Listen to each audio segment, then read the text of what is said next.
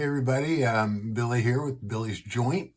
We show movies, TV shows, and serials, and tonight I've got something completely different. I've never even seen anybody do it. I'm doing a pizza party, but the main thing is it's a mystery playlist. Who knows what I'm going to show?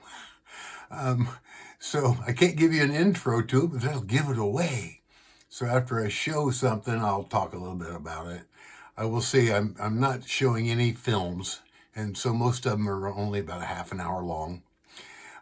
So anyway, I think it'd be kind of fun. See how you guys like it. But anyway, here we go with the show. What could it be?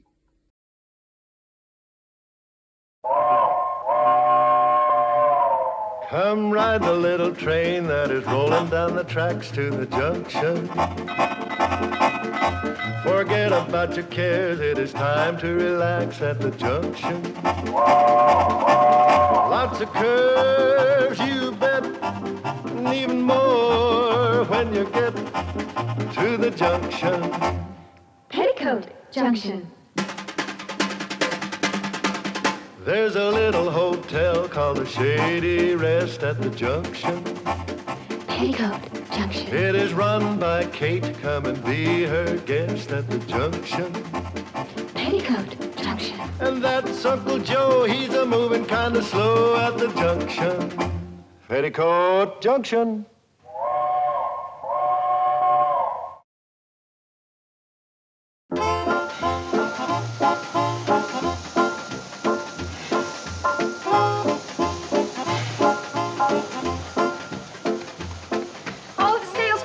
Charlie, and still no sign of Mr. Bedloe.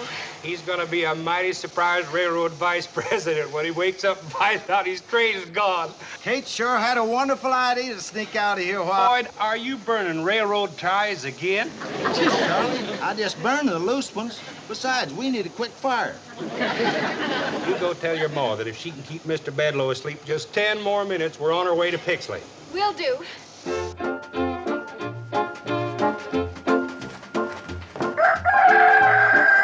You wake up Mr. Bedloe.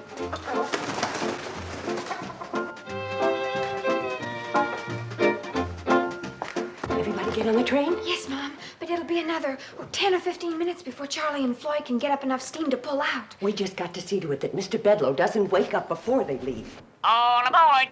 That crazy bird. Phoebe, please, you'll wake Mr. Bedloe. Run get her a piece of toast. Oh, and hide Uncle Joe's Indian. He found it again. Does the train leave? Not yet. Is he still asleep? Yes, but Uncle Joe's fussing around. He can't find his bathrobe. Well, I loaned it to Mr. Bedloe. And you tell him that Mr. Bedloe is sleeping in the bridal suite and not to disturb him. Will, Mom? Oh, Billy Joe, you start getting things ready so the minute Mr. Bedloe wakes up, we can quick serve him breakfast in bed and keep him there. But Charlie and Floyd and those salesmen ate up all the eggs. Oh, no. Oh, Betty Joe, go out and gather up some eggs, dear. Bobby Joe, you keep an eye on the upstairs. Okay, Mom. And you start cooking up some ham, bacon, and sausage, and try not to burn it. Burn it! Burn it! You keep your big beak closed except for eating. What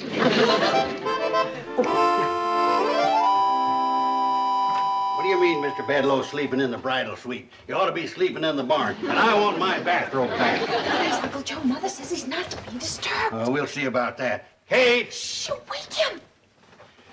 What you got in there, Kate? City feller comes in here, shuts down the railroad, fires everybody, ruins the hotel, and she gives him the best room in the place. Kate! Shh, you're gonna wake Mr. Bedloe. That chance. Buried 3 feet deep in the softest feather bed in the hotel.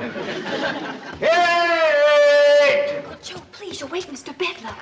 See, I want to ask you a question. I've got to take these to the kitchen there for his breakfast. That's crazy, that's what it is. Feller deserves to be horsewhipped, and she treats him like royalty. Kate! Wait, Mr. Bedloe.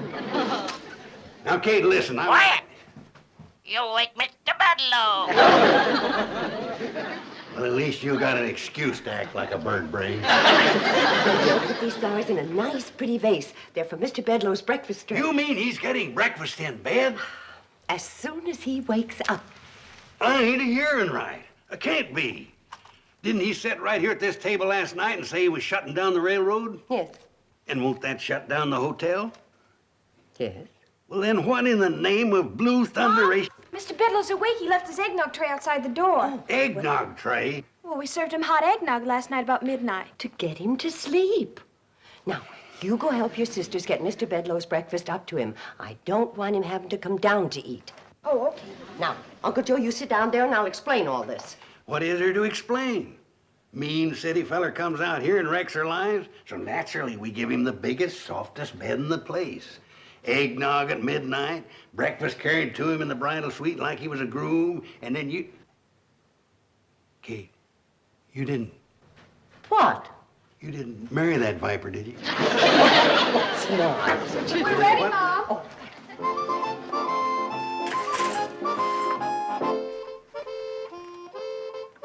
That's very nice.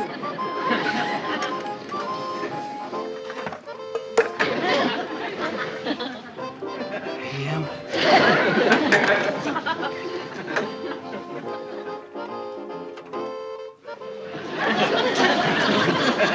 Remember, girls, pretty smiles and happy talk. Ain't you going up and move his jaws for him so he won't have to chew? Joe, I'm doing everything for a reason. Now sit down and I'll explain. I know it looks like I'm being awful soft-hearted. Soft-headed. Before Mr. Bedlow can give orders for shutting down the railroad, he's got to get to Pixley. The only way he can get to Pixley's on the train, and the train is here. Now, if we... It won't work, Kate. I see what you're driving at, but it won't work. You can't keep the train here.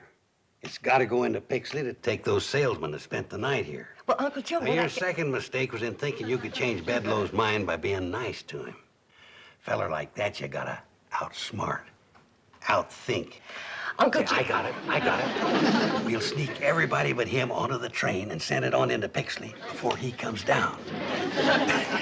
Kate, you know, putting him in the softest bed in the quietest room and taking his breakfast up to him was one of the luckiest blunders you ever made. It's playing right into my scheme. Who's blowing that locomotive whistle? My guess would be Charlie. He's the engineer. He'll ruin all my plans.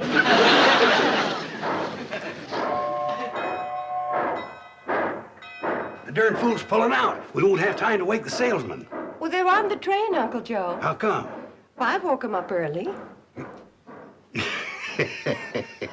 Kate, this is your morning for lucky blunders. Mom, it worked. We heard the train pull out. And now Mr. Bedlow can't go into Pixley. Your idea was brilliant, Mom. I knew it would work. Oh, well... wait a minute, girls. In all fairness, Uncle Joe had the same idea. That's true, girls. It's just that your mother got up first and beat me to it.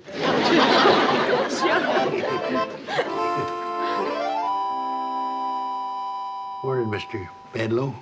All right. Whose idea was it to run off with my train and leave me stranded? Mr. Bedlow, gentlemen are not permitted in the dining room in their robes. I am no gentleman, and this is not my role. Now, do I get an answer to my question?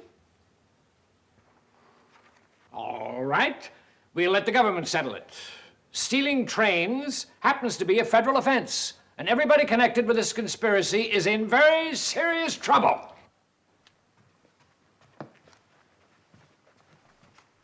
I hope this teaches you a lesson, Kate. Next time you get one of your crazy ideas, check it over with me first. I could have told you this would never work.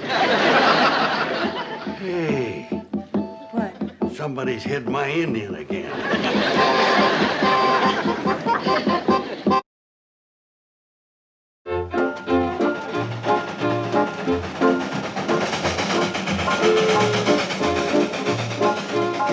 Charlie, I feel kind of bad about us running off, leaving Kate to face the music. Well, if it was anybody else but Kate, I'd be mighty worried. But that's one woman in a million. She sure is. I never met a woman yet to compare with Kate. How come you never asked her to marry you, Floyd? I don't think I'm good enough for her. How about you? I feel the same way. You do? I don't think you're good enough for her either.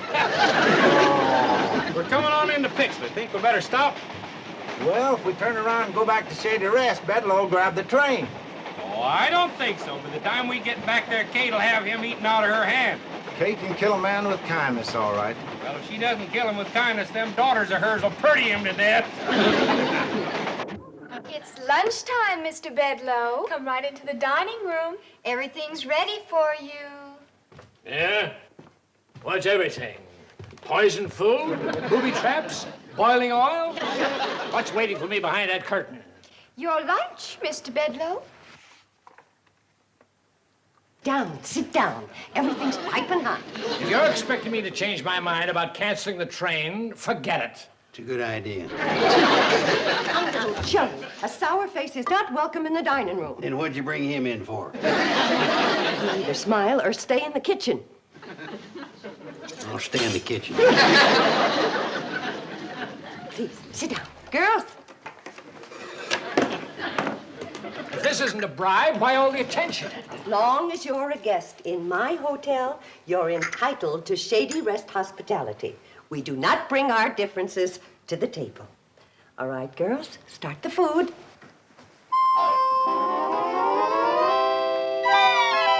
More coffee? More pie, Mr. Bedloe? More cake?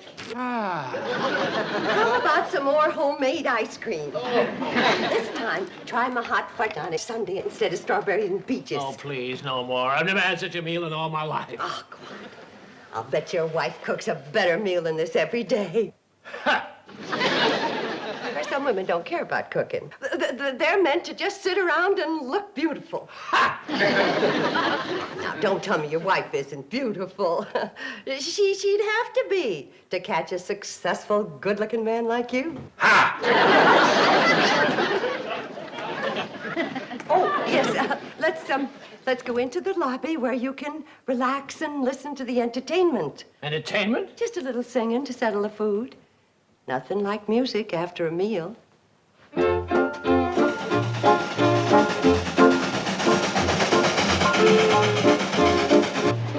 are you trying to do? Jump the track and get a song wrote about you like Casey Jones? Well, I figure the faster we go through Shady Rest, the less chance Bedloe's got of stopping us. We're better than 20 miles out of Shady Rest. Look at it this way, Charlie. The longer we take getting there, the longer Kate and her girls is going to have to work on Bedloe. That's true. I bet they're really melting him down. Oh, I'd sure like to be in his shoes right now. Floating like a zephyr on the soft summer air. Fun fact, the Pixley in Petticoat Junction is the other town. They're in Hooterville, but then Pixley's down at the end of the run of the Cannonball, the train. But Pixley is actually a real town in California, and apparently they actually did a lot of location shooting in the real town of Pixley. Thought that was kind of neat. Very nice. Lovely voice. All my daughters sing. Girls, Mr. Bedloe being a railroad man, maybe he'd like to hear a railroad song. How about this one? There's a train that runs through this wide valley that is loved by one and all.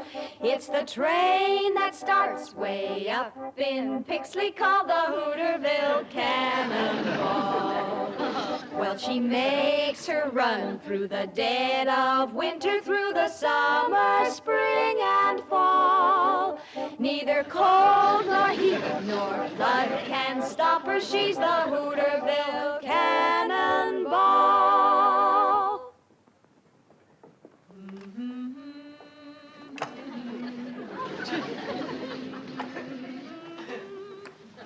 Yes, Mr. Bedloe.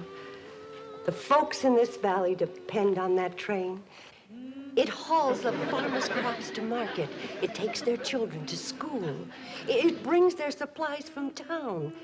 And on Sunday, it makes a special trip just to take folks to church. When my 3 babies were born, who came screaming through the night to bring the doctor to my side? The Hooterville Cannonball. Her whistle speaks a language we all understand. To the children, it's a lullaby. To the young folks a song of love, and to the old a hymn of comfort. Mr. Bedloe, the folks in this valley haven't got much money. But as long as that little train runs, they'll never be poor. That's the Hooterville Cannonball.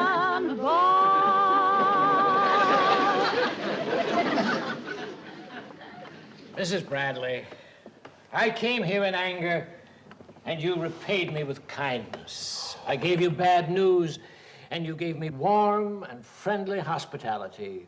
You and your lovely daughters have taken the time and the trouble to explain what the Hooterville Cannonball means to you and your neighbors.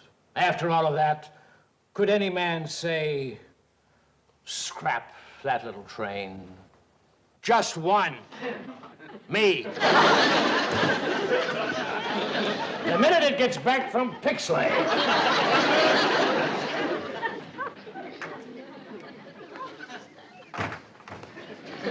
Oh, Mr. Bedloe, have a chair. Thanks. I will.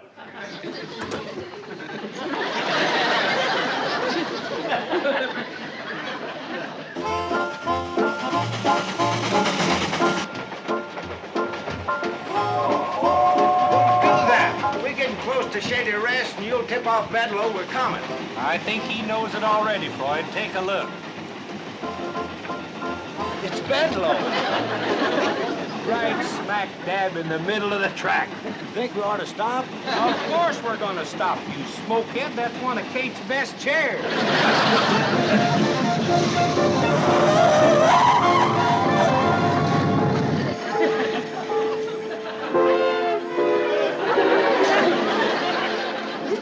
Listen to me. I got something to tell you. Please. Wait a minute. Floyd and Charlie say they can't back all the way to Pixley. It'll be dangerous. They gotta go on to Hooterville. Fine. I can cancel the train just as well from there. Oh. Mr. Bedloe, why are you so dead set on not letting this train run? It's bad business. Doesn't make any money. But it doesn't lose any. Floyd and Charlie are on pensions anyway. And they get their wood and water free. Mrs. Bradley, this train is the legal property of the C&FW Railroad, and we are legally responsible for everything that happens to it. If it runs off the track, if it hurts somebody, if it hits a cow, we're responsible. We can be sued. Well, Floyd and Charlie have hit lots of things. Nobody's ever sued. But they could. No, I'm sorry, Mrs. Bradley, but running this branch line just plain doesn't make sense.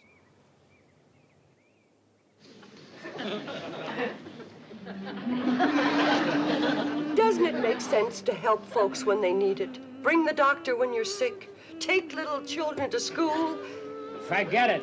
It won't work. You go up there and tell those two clowns in the locomotive they got 60 seconds to get this thing rolling or I'll cut off their pensions. Guess you win, Mr. Bedloe. I always do, Mrs. Bradley.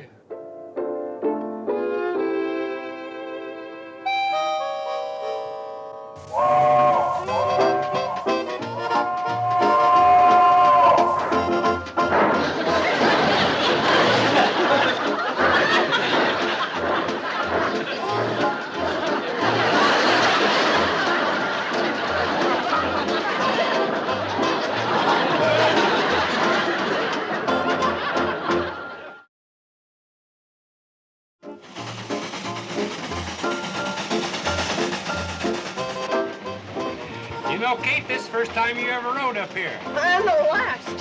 Why'd you say that? I thought you had a scheme to keep this old train running. Oh, well, I have. That's why I'm going into Hooterville, but it's scary riding up here going so fast. Those things ever blow up? This one never has. You just might today, though. Why? You're squeezing that pipe so hard you're shutting off her water. Oh. Can't you go a little faster, Charlie?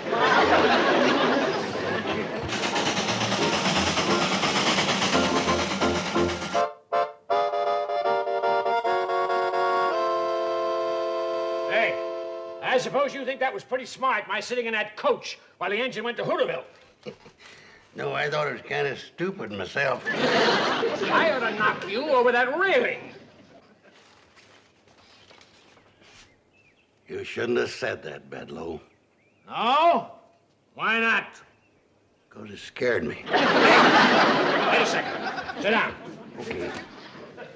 That stupid train the only way to get to Hooterville? No, There's another way? that's right. You mean somebody can take me? Yeah. I can take you.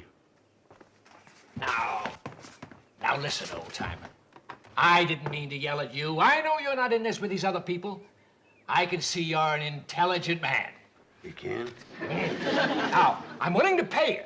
No, I didn't ask for any money. I know you didn't. I'm forcing it on you. Come on, let's get going.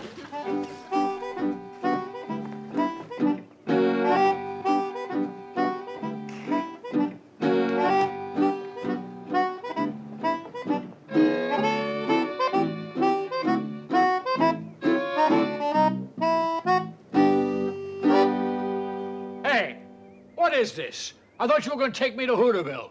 I am. We'll never get there before tomorrow if you don't walk faster. Walk?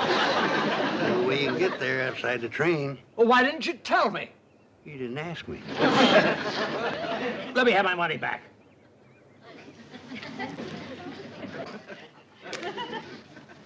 Indian giver.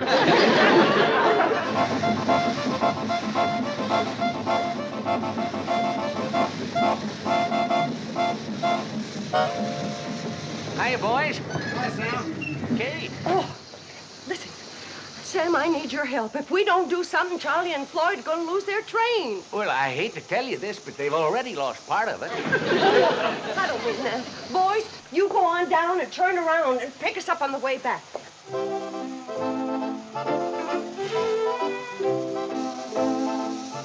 Hurry up, boys. All right, Kate. Sam, are you still a deputy sheriff? Well, I never was a deputy sheriff. I was marshal at the 4th of July parade once. That's close enough. Come on. Well, what's this all about, Kate? Come on, I'll explain. Don't worry, girls. I'll handle Bedloe. You know, fighting the railroad's a man's job. Hey, everybody. Mr. Bedloe got away. He's on his way to Hooterville. Oh, no. He found that old hand car and got it on the track.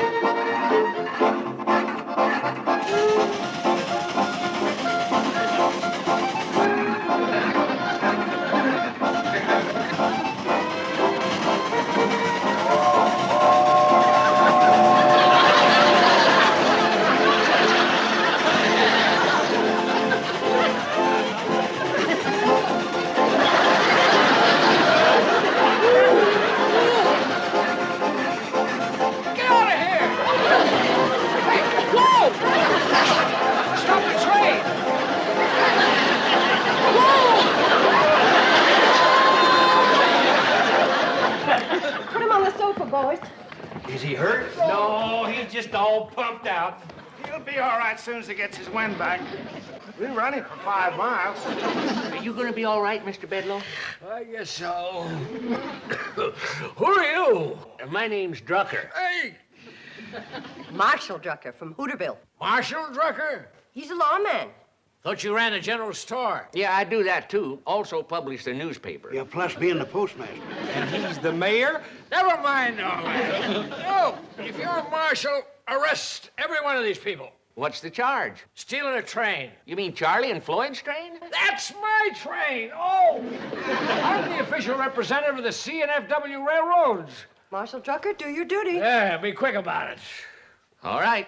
Mr. Bedloe, I hereby serve you with these 27 summonses, complaints, subpoenas, and overdue bills. What for? For the damages caused by your train during the past 20 years, and for supplies furnished and services rendered thereto by the citizens of this valley, as named in the complaints, etc., in your hand.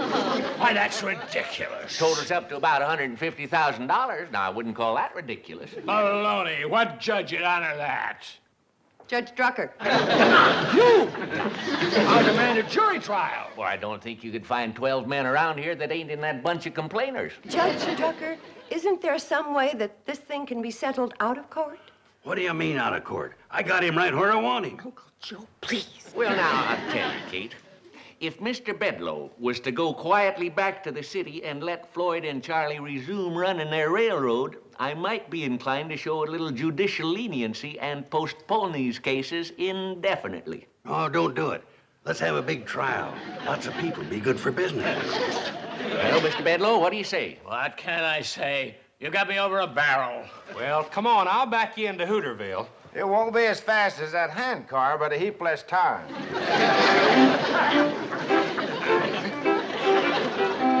Well, Kate, you've pulled some beauties today. But letting him go was the biggest blunder of all. Well, you think so? Well, he admitted himself we had him over a barrel. Well, I'm sorry. I don't blame you, Kate. But from now on, leave these things up to me. You know, fighting a railroad's a man's job. I'll remember, Uncle Joe.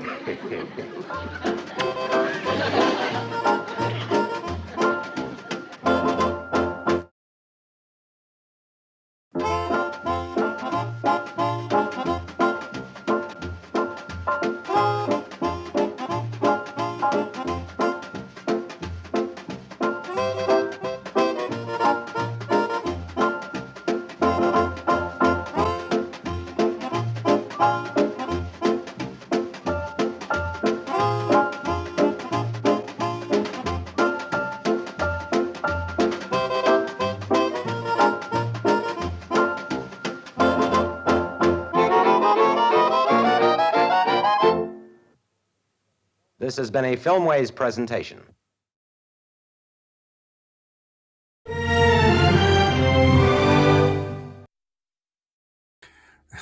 Hope you liked Petticoat Junction, always a fun one.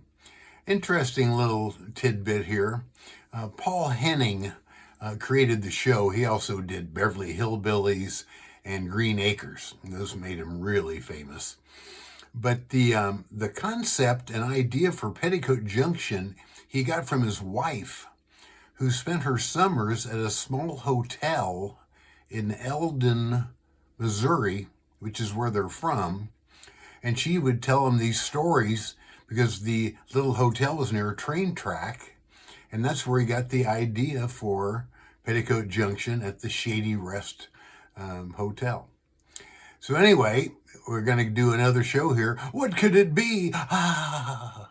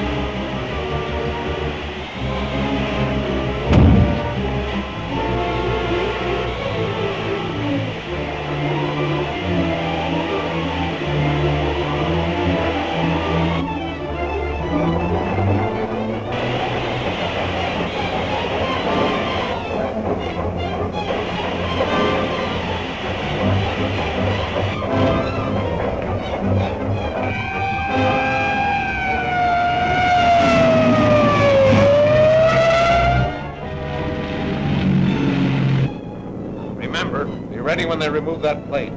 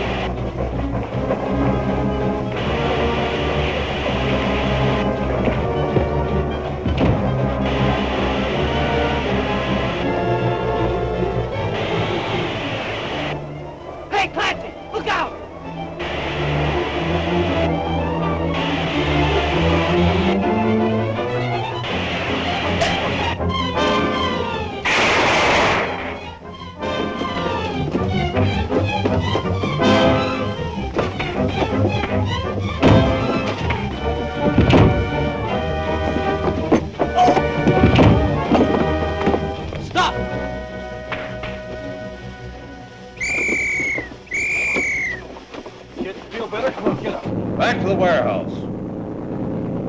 Can't get the gold now. Come on, get up out of that. Oh, I'm hurt. Oh. Take it easy now.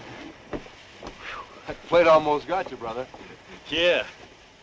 That's a very valuable piece of metal, Steve. Hey, you had the right hunch, Tracy. Here's the gold. Oh, so that's where the gold was hidden.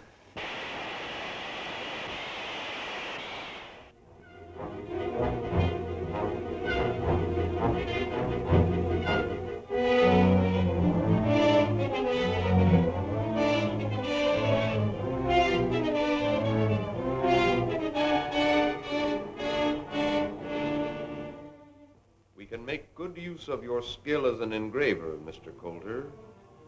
It will be most convenient to manufacture our own money.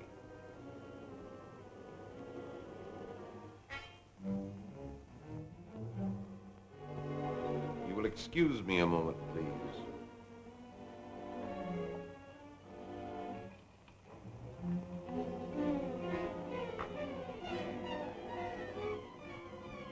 Coulter, delivered as per plans. Everything in readiness to proceed. That's very kind of you, Mr. Odette, but I don't know if Dick will be able to make it. Broadcast takes place very shortly now. That may be Dick now. I'll go see. Oh, hello. Hello. Where's Dick and Steve? Oh, they're out chasing a spider. Oh, don't worry about it, Miss Andrews. I fixed everything down at the dock. You know, it was like this. I was standing there. Boy, when I got done with them, they all had black eyes, and one guy had a place on his chin. Oh, hello. I was just telling Miss Andrews here. So I heard, Mike. Do you think Dick will be back soon? Oh, you can't tell. If there's anything I can do for you gents, you know, I'm his chief assistant. No, maybe you can at that. We wanted Dick to make a little talk over the radio, an address to a boys' club, but if he's tied up... Oh, let me do it, Mr. Odette. Boy, that's right up my alley. Right up my alley. All right, Mike, we'll give you a chance. Gee, I'd like to hear myself on the radio. I'll bet I'm plenty good. You can, Mike. I'll make a record of it in my phonograph over here. You can hear it when you get home. Oh, good. Then I can hurry right home after the broadcast and see how I sound, can I? Where's that speech? Here it is. All of it. Oh, man, I'll know that backwards time we get to the studio. Come on. Bye, Miss Andrews. Junior, can you really make a record of Mike's speech? Oh, sure. All I do is record his speech in this record and run it off in my phonograph. Now, this is a record I made the other day of a shortwave broadcast. I don't know who it was talking, but it certainly was a good record. Did you get the spider? No, Junior, but the police found something on one of his men that I wish I could figure out. Does that mean anything to you? 7.2, 230. It's Greek to me. Let me see that, will you? 7.2, 230.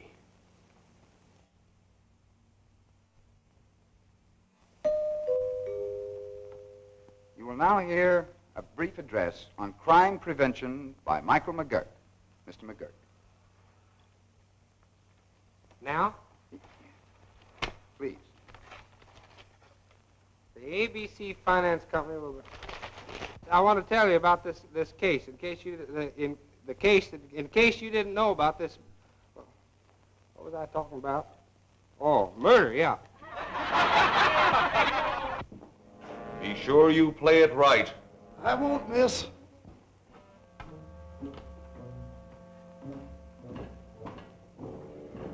I wouldn't let our methods of communication give you any cause for concern, Mr. Coulter.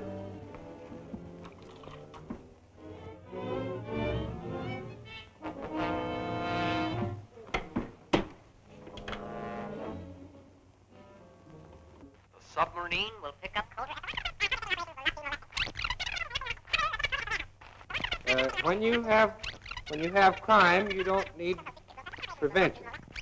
When you got prevention, you don't need crime.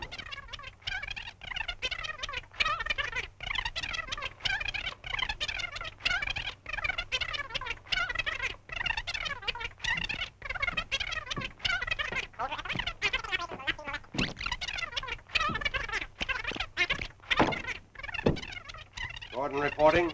By scrambling? Yes. When we play it back at the proper speed, we will get his report. Here's the thing about murder. You can get away with about you can get away with murder about so long, and then somebody gets killed. Now you take the case of Henry Jones. That's his name, isn't it? Jones? Is that his name? Henry Jones was killed when he was murdered. He died. In case you didn't know about this murder, here's the way it happened. This fellow was on his way home, this guy named Smith, see? One night, when all of a sudden up in the window there was a parrot that said, "Oh, Mr. Smith," like that. Well, it scared him so bad that he started to run through the barn, and there was a cow in there. What station is he on? 6.2. Like that. And it turned Oh, no, around. I'm sorry. That was shortwave. It's 950. He was getting scared all the time. 6.2. He thought there was a ghost in the barn. 6.2, 7.2. That must be their wavelength. Gwen, phone the government radio station. Have them triangulate on short wave 7.2 right away. I've got to find out where that station is. Steve, get the aerial coil. Junior, you'll find a map of the city in my desk. Get it for me. Let's see now. South, southwest.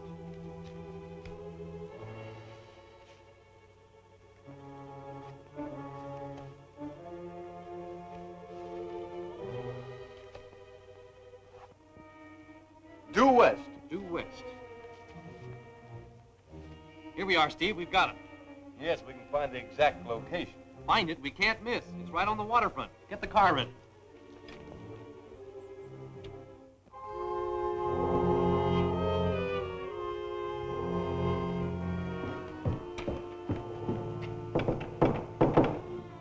Come in. Everything's clear for float. Take Mr. Coulter into our guest room. Stand guard below. Yes, sir. Let's go.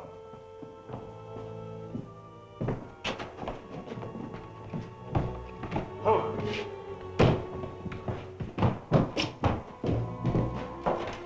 Get here.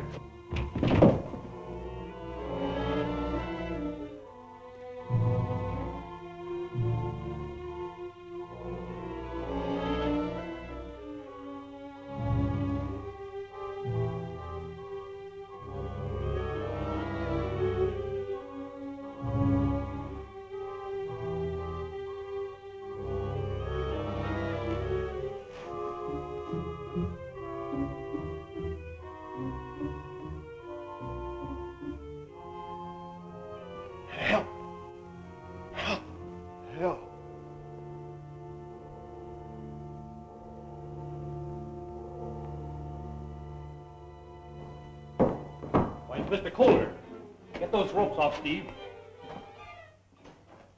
Hurry it up.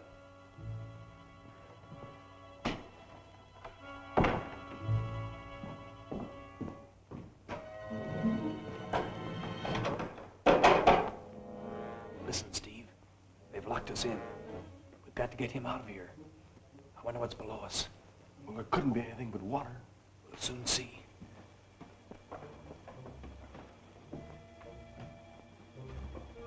Here's a loose board. Steve, give me a hand.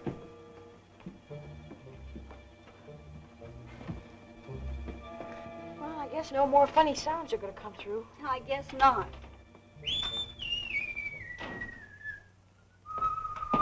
Hello, Mike. Now you talk about a broadcaster. How did I sound? Want to hear yourself? Sure, I want to hear myself. Now, here's the thing about murder. You can get away. That ain't me. Get My away voice with don't about- sound like that. Hey, stop it. You're slowing it down. The submarine will pick up Coulter at the warehouse. It will proceed to location 10, where our counterfeiting operations will not be molested. That's coming from the Spider, and Dick's gone down there. Where? Well, I don't know, somewhere near the waterfront. But they took the map with them. What'd they say about a submarine? I'll find out. Come on, make that thing work some more. Turn I'll on. Let's try, see. Mike. See if you can hear some more. Federal, 6400. Right. Commander Brandon, please. Harbor Police Headquarters, Brandon speaking. Oh, how do you do, Miss Andrews? What? We'll be there right away. Mike, Junior. Never mind monkeying with that. We've got to get down to the harbor.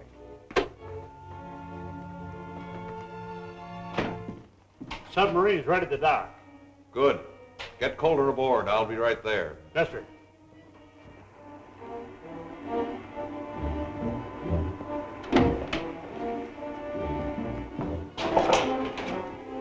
Hey, Dick, beat it. There's somebody coming.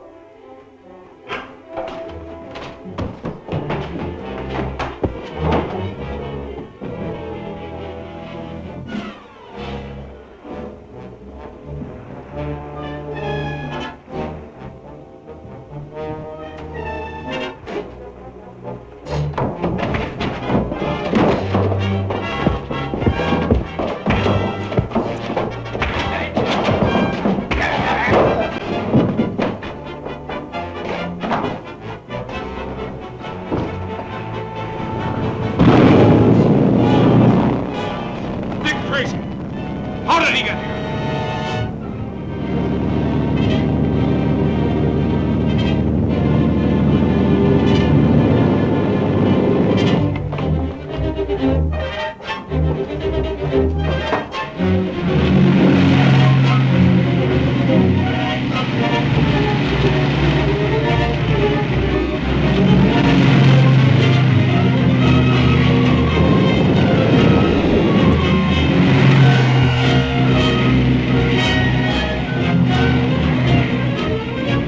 We're gaining on them.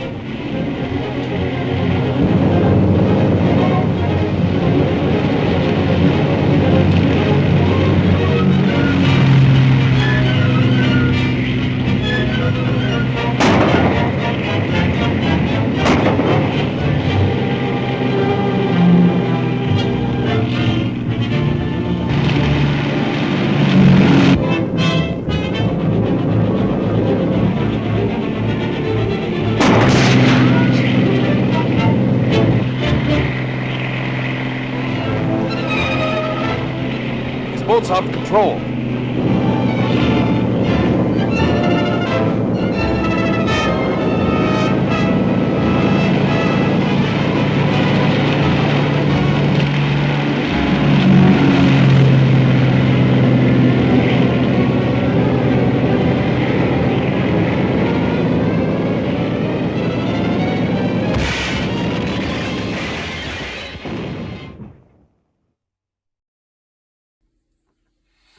I hope you like Dick Tracy.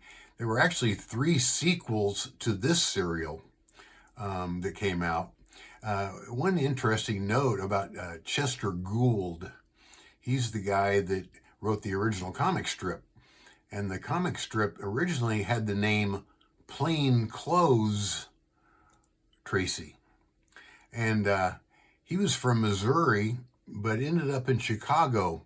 He ended up taking a art correspondence course, and he thought, if I can make a comic strip or, syndicated strip, I can get rich. So he started in, and he came up with Plain Clothes Tracy, and he wanted to make it more dark and more crime-oriented as opposed to the real comedic stuff that was out at the time. And I guess he really didn't like Al Capone at all. So a lot of this was based on the coppers after Al Capone. That's the kind of the genesis of it. So anyway, there we go. And so I got another show coming. Oh, what could it be? I don't know. What could he play?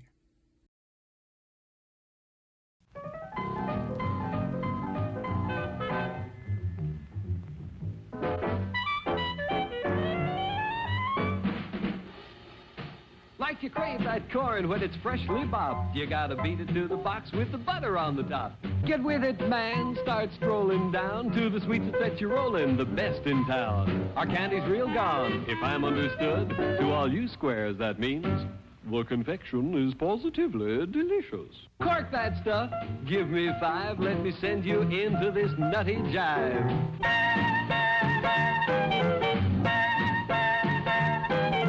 Go, man, go. It ain't very far. Shake it on down to this cool snack bar. Come on, Jill. Give us a treat. A friendly pepper-upper with a tasty beat. Drink Dr. Pepper, Dr. Pepper, 'cause it never lets you down. Frosty, man, frosty.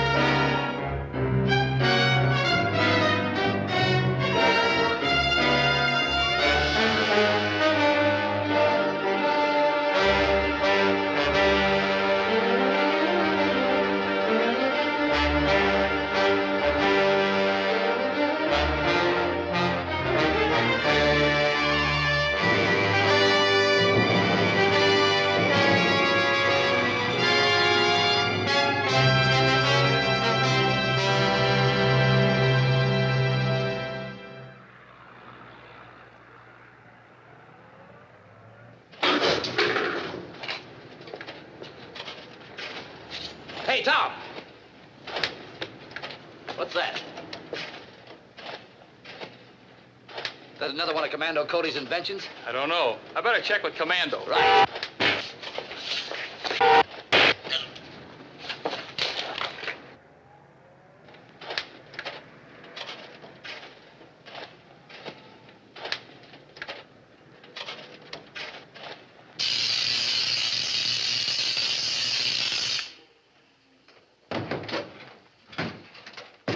Commando, are you expecting some equipment? No. Better check with the guards. Fine. Hello, guard. Hello, guard. They don't answer.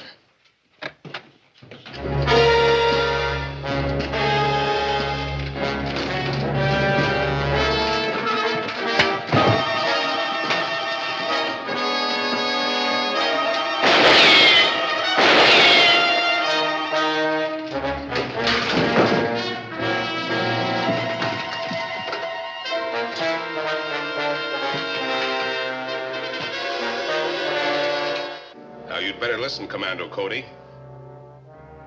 We want the plans of your rocket ship and instructions for getting through the cosmic dust blanket which you've spread around the Earth. Get the papers and give them to the robot. They're in the safe.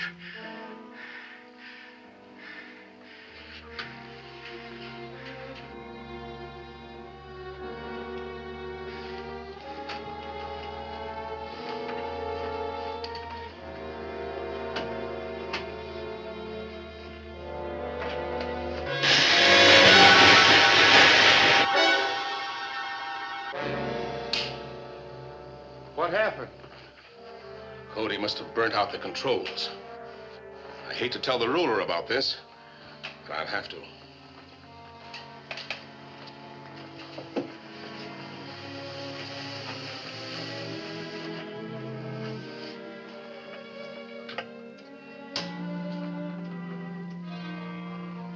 This is Baylor reporting from Earth.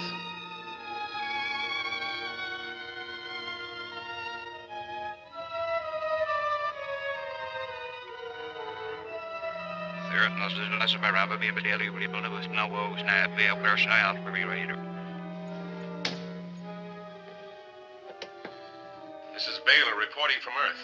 We couldn't get the papers or kill Commando Cody. The robot was wrecked. Then try again. I don't care how you do it, but I must know how to get through that cosmic dust blanket before I can add Earth to our other slave states. That is all.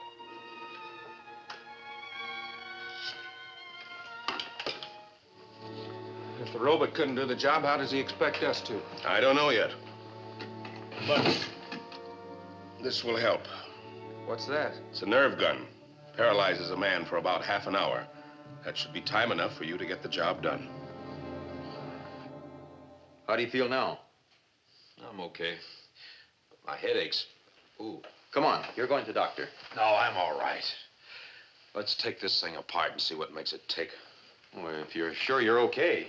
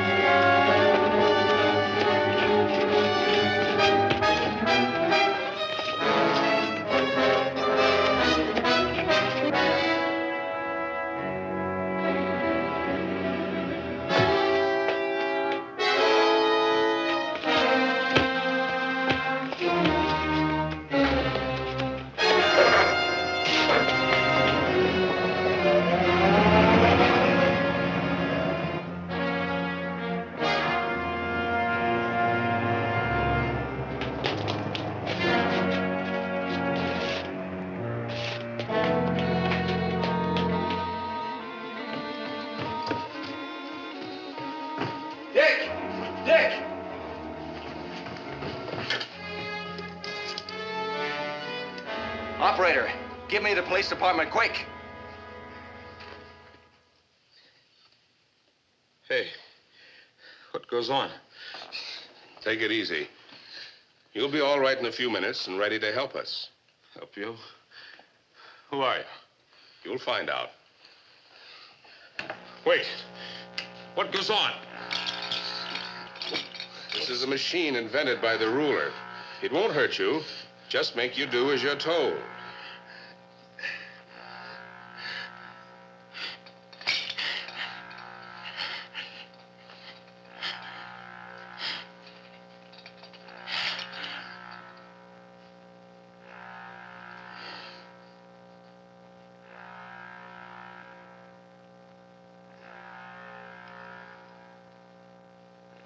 Now, are you ready to take orders? Yes, sir. Do you know the combination of Cody's safe? Yes. Then this will be easy for you. Go to his office tomorrow morning and tell him you drew a blank. Yes, sir.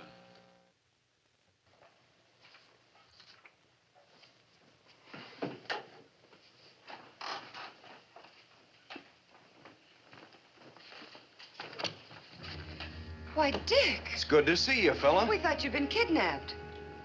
Maybe I was. Somebody must have taken me out of here. Don't you remember what happened? I've drawn a blank. We were fighting here in the office. There was a flash. The ray gun. I guess so.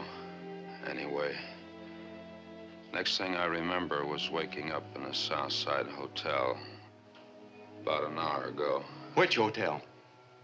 The... Sorry, Commando, I'm a little confused. Well, that's all right, Dick. We'll run it down. Make up a list of the hotels, Joan. Don't you think they'd better wait till after the conference? Of course. We're on our way to Henderson's. You take it easy till we get back. Then we'll check on the hotels. Suits me. I don't feel like doing anything right now. Oh, I should think not. We'll be right back, Dick. See you later.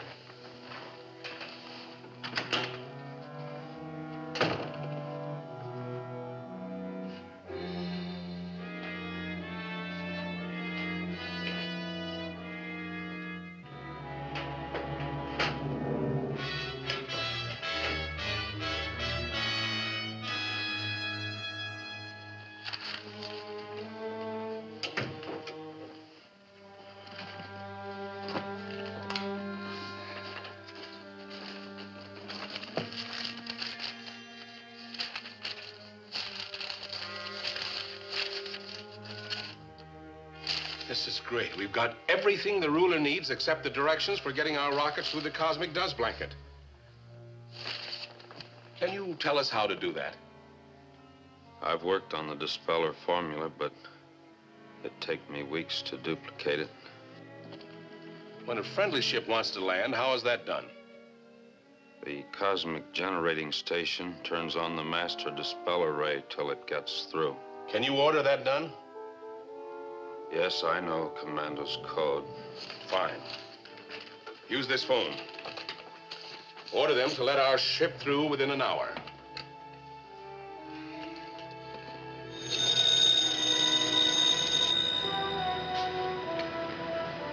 Dispenser Station 8. This is Dick Preston in Commando Cody's office. We have a GX-43.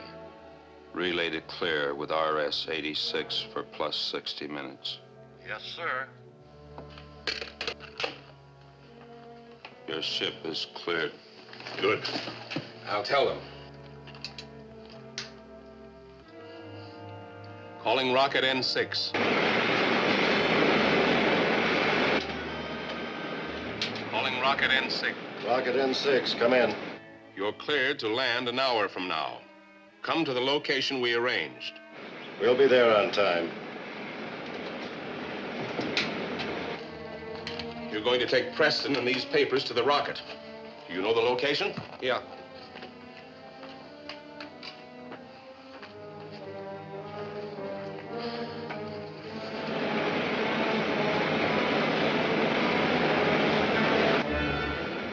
We should be at the cosmic blanket by now. We are, and it's breaking up. We'll go right through.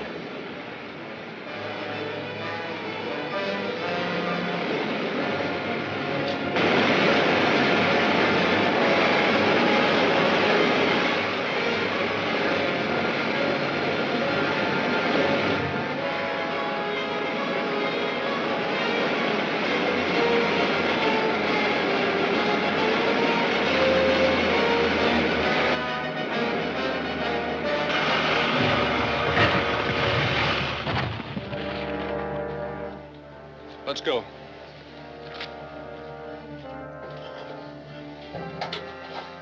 All secure. Here they come. Open the door.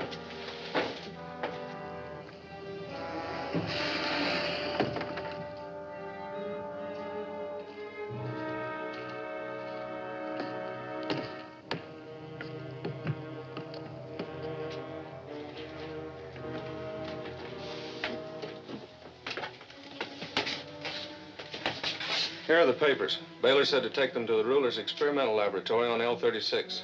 And this man goes there, too. Who is he? He's going to do some work for the ruler. Baylor used the thought control ray on him. When it wears off, he may give you trouble. We'll watch him.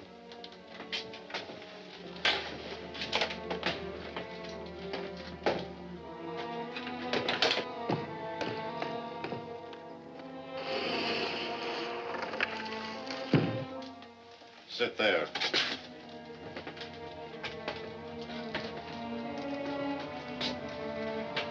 Take off.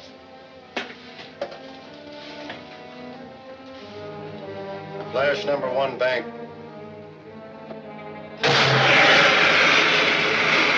Flash number 2 bank.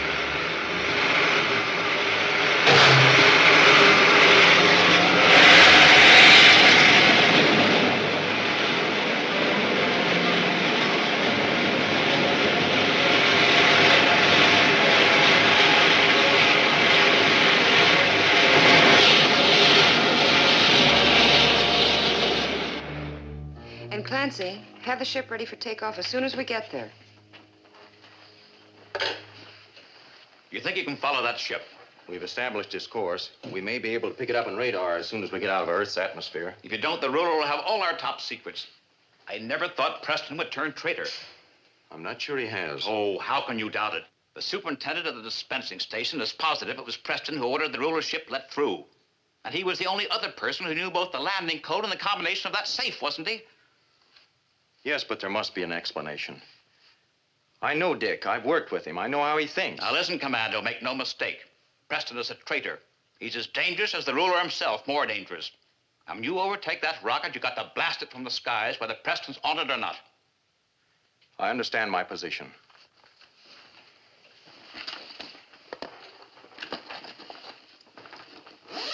Ready? Ready, Commando. I'll keep you posted by radio.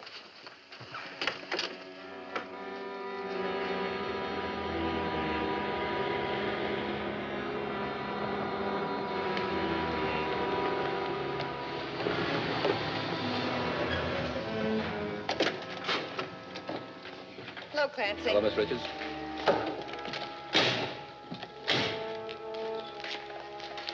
Supplies all aboard, Clancy? Yes, sir. Everything's ready. Thanks.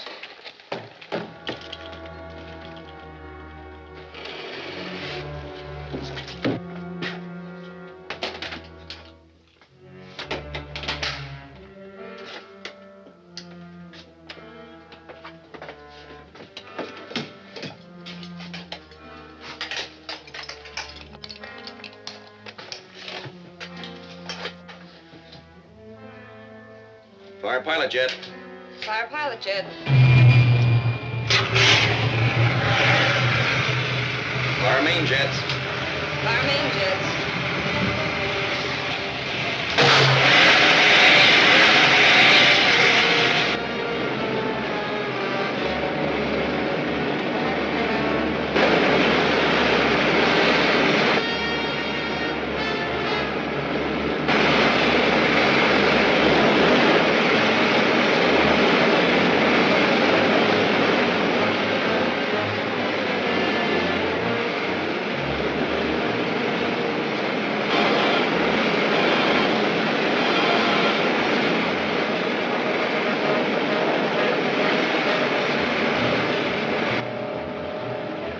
Through the dust blanket now.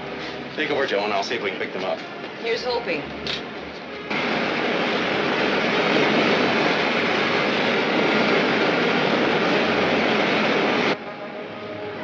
Any luck, Commando? I'm not sure. There are so many images, but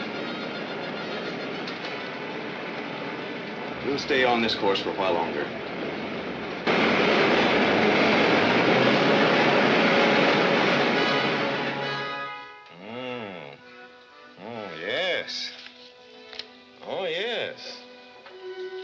I appreciate your getting these papers for me, Preston. And I hope you will continue to be helpful.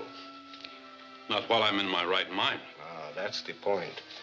If you insist on being stubborn, it will be a simple matter to put you into the thought control chair again.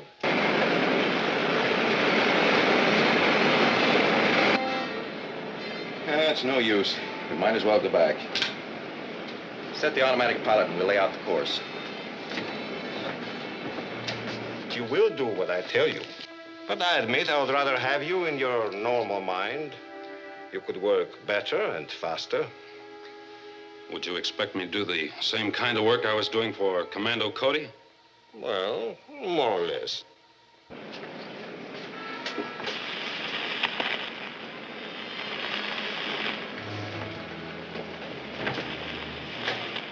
Static.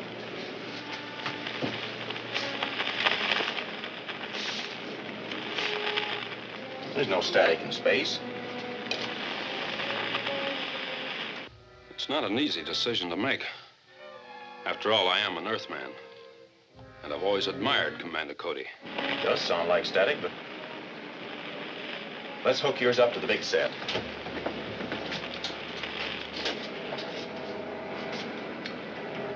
Oh, you will be made comfortable and given all the help you need. But I don't know anything about your apparatus and supplies here.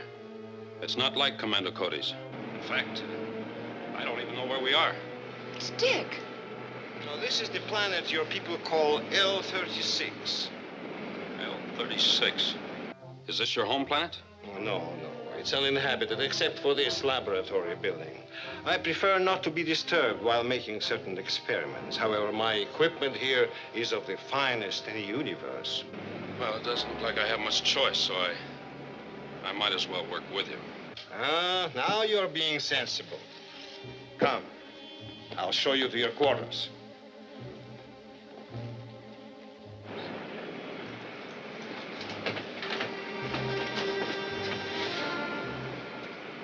There's L-36. It's a very small planet. Yes, so we shouldn't have any trouble locating the only building on it.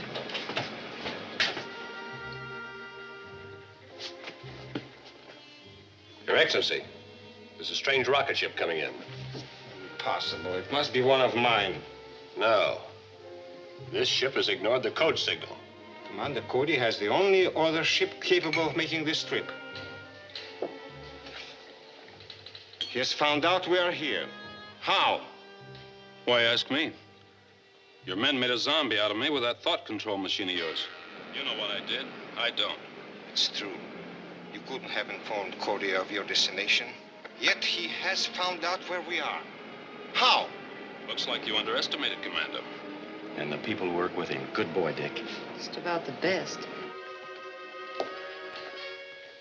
Shall I move your things to the bomb shelter? No, I don't think Cody will bomb us. He will undoubtedly try to rescue his friend. The only place a rocket can land near here is in the canyon field. Arm a robot with a disintegrating ray gun and send it out there to be ready for them. Yes, sir. Looks like we're headed for the right place, but I don't like the ruler's idea of a reception committee. Neither do I. We can't risk letting that robot get close to the ship. I'll fly down and put it out of commission before you land.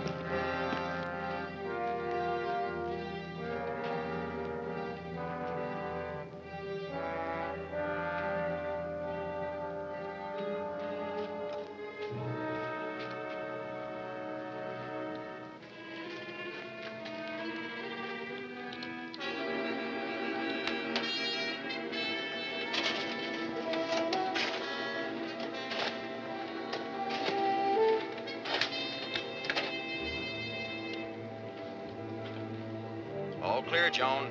You can land. I'll be waiting for you. Coming right in, Commando.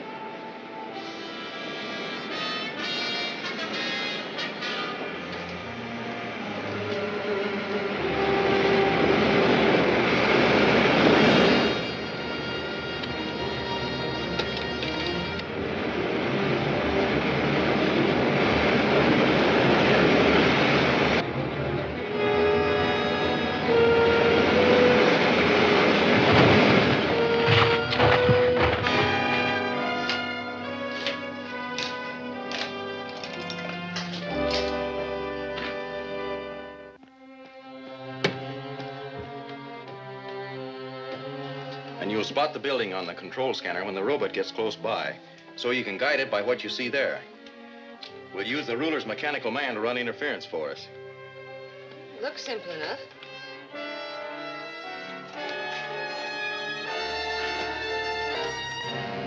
You're doing fine. Get it into the building any way you can. Then I'll land and go in right behind it.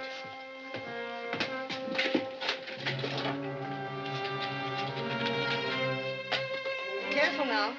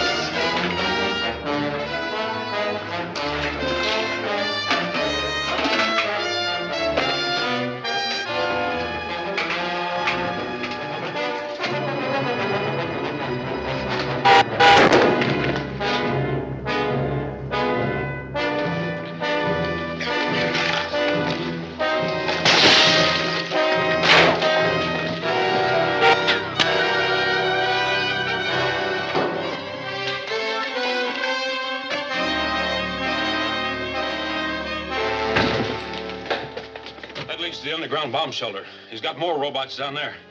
Let's grab your stuff and get out of here.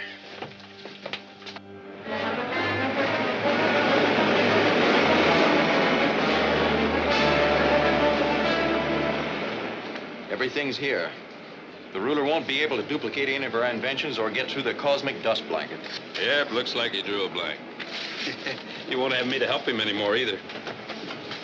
You were a big help to him, all right. Yeah. No, it would have been a perfect ending if only we could have captured the ruler. That's for sure. Boy, would I like to plunk him into that thought chair. Oh, what a houseboy he'd make. And would I snap that whip. Get up, ruler, old kid. Shine those shoes. Get those little pinkies wet. The floor needs scrubbing. Dick, that thought control machine they put you in, the effects do wear off, don't they? Oh, sure. Well, isn't that obvious, Commando? There was no control to those thoughts. Well, after a nightmare, a fellow has a right to dream. A little. hasn't he?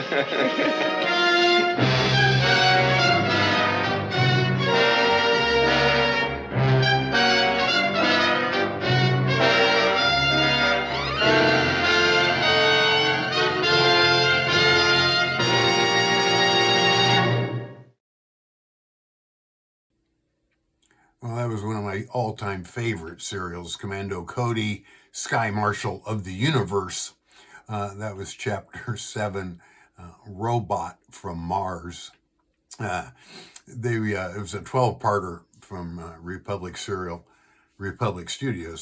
So the synopsis after the fact is, dangerous weather and climate changes are ravaging the Earth. Masked super scientist Commando Cody is approached by the U.S. government to investigate.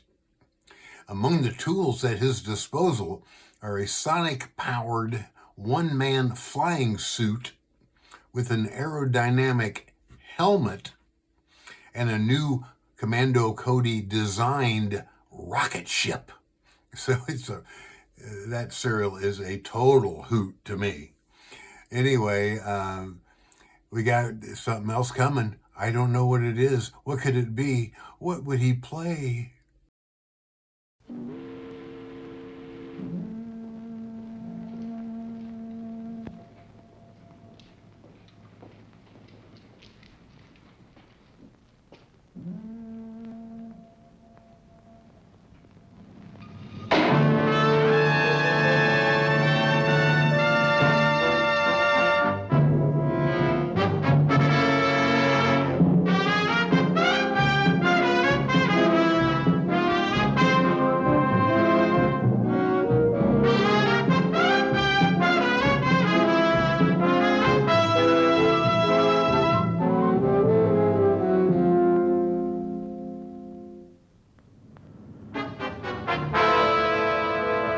Danger is my assignment. I get sent to a lot of places I can't even pronounce. They all spell the same thing, though, trouble.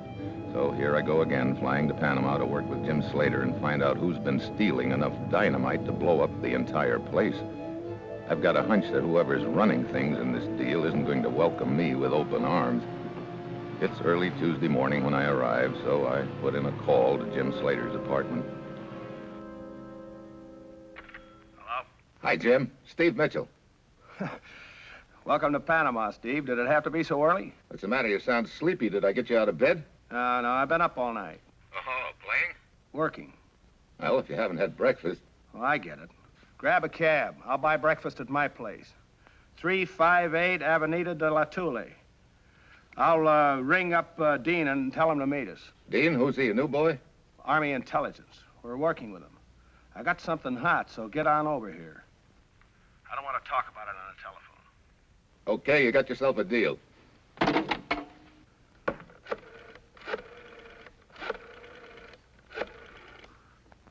Dean? Yeah? Steve Mitchell just got in. Meet us here for breakfast in half an hour. Can do. Oh, anything new? Yes. Took me all night, but I think I've got the answer. See you in half an hour.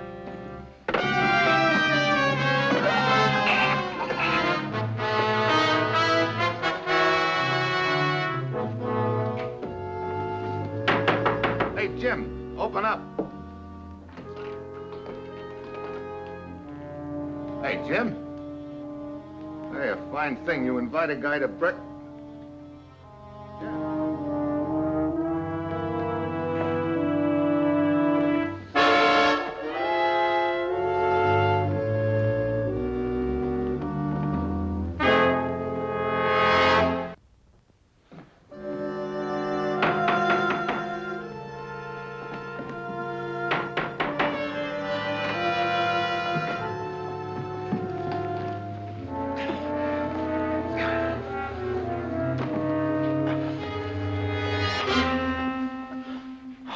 Take it easy, little air, and you'll be okay. I'm Dean, Army Intelligence. You must be Mitchell. I'll be all right. See about Jim. I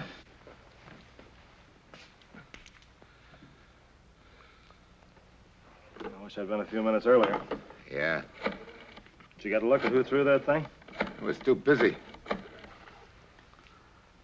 Colonel Sachs. Colonel, it's Major Dean. They caught up with Jim Slater. Yes, sir. Well, I thought you'd want to be the one to notify the civil authorities. Yes, sir? I will, sir. That Bolas's nasty weapon. You can't hear it coming. I found that out. Jim said he was onto something hot. Well, whatever it was, somebody was anxious to get it back. Yeah, but they didn't. Otherwise, that Bolas artist would have been gone when I got here. There wasn't much time afterwards, or you wouldn't be here. You don't have long with one of those things around your neck. Take a look, see what we got here. Lighter. Wallet. Keys. Nothing unusual here. Wait a minute. Hey, take a look at this. You think that could be it? Well, it's the only thing unusual around here. Well, hang on to it just in case. Hey, while we're waiting for the police, could you brief me a little on this dynamite business? It all started a couple of months ago. Skillfully organized raids on civilian construction companies. Jim must have been close to the outfit behind him. Well, it's a rough outfit. They've killed 2 of my men. Couldn't have added me to their list. What happened, Mitchell? Well, I came in, I saw Jim, and then... Yeah, I get it. The killer couldn't have been gone more than a few seconds when I arrived. Ah, looks like he used the window.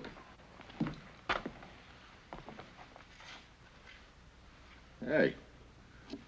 Looks like he left a little piece of his shirt tail on the way out. Yeah, some of his hide, too.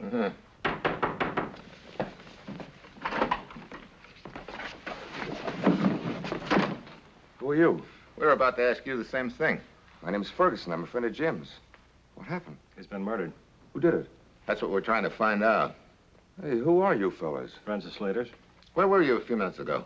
At my place? Why? Can you prove it? Look, if I'd known he was dead, would I have come barging in here like this? You might, if there was something here you wanted. I don't know what you're talking about. How long have you known Slater?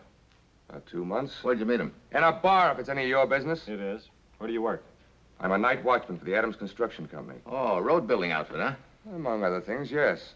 Don't suppose you had any dynamite stolen lately, have you, Ferguson? Not to my knowledge. Would you know anybody that might want to kill Jim Slater? Not the slightest idea. Now I'm getting tired of all these questions. My name's Dean, Army Intelligence. This is Steve Mitchell. Sorry to keep shooting at you, Ferguson, but sometimes if a man is guilty, he'll say something he didn't intend to. Well, I can understand the technique. You know any other friends of Jim Slater that might give us a lead? Alice might be able to help. Alice? Alice Gaines. She's a nurse out of Santo Domingo Hospital. She, Jim, and I used to do the town together once in a while, but I'm sure she has nothing to do with it. Okay, thanks for the information, Ferguson. Okay, if I go now? Yeah, we can find you if we want you.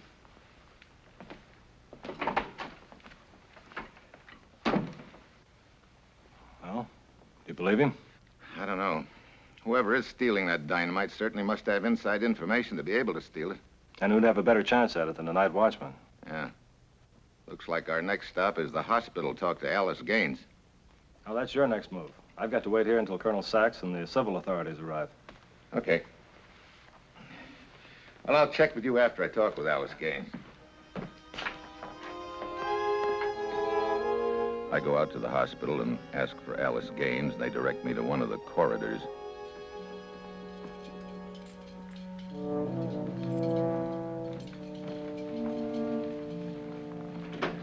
Miss Gaines? Yes? I'm a friend of Jim Slater's. I'd like to talk to you. Well, all right. This is Senor Morales, one of my patients. Senor Morales? How do you do? Will you excuse me for a moment? Certainly, my dear. I will be quite all right. Thank you.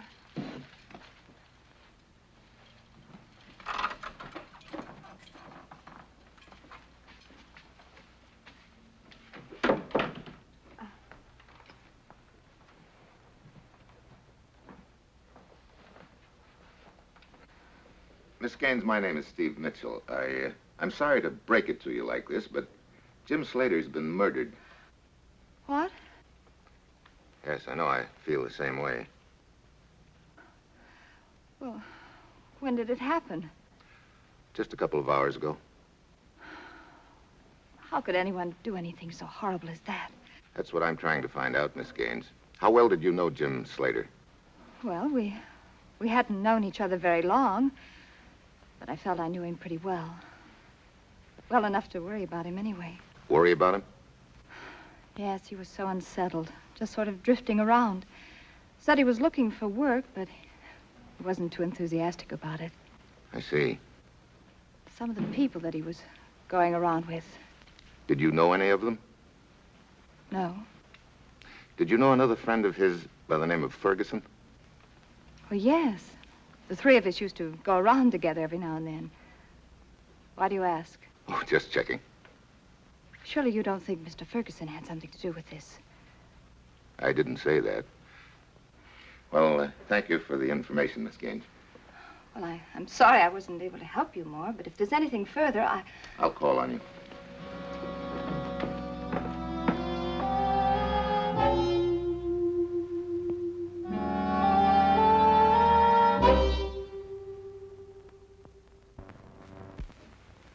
Mitchell, we don't have a lead to go on.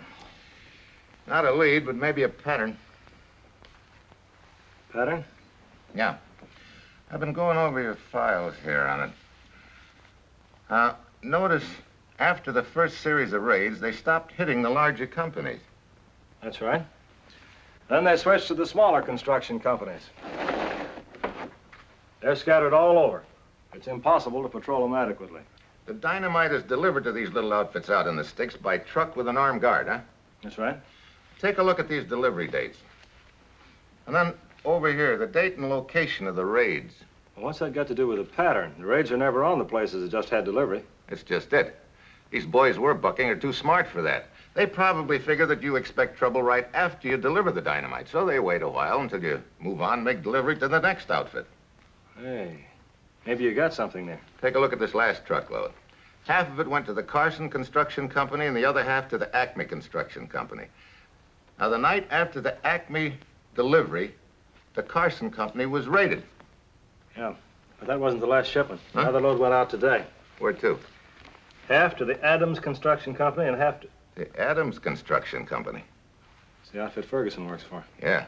Could be a coincidence, but... Well, maybe not. What do you think? I think we better take a trip out to that Adams outfit. Where are they? A little way out of town. We ought to get there by dark. Maybe I can tie Ferguson to this.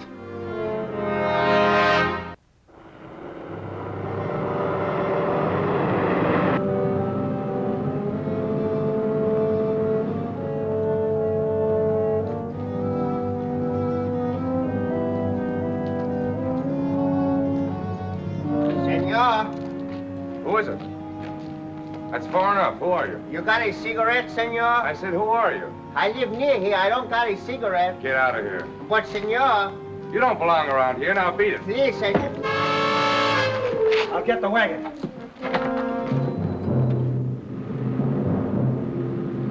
How much farther is it? That's it, just ahead.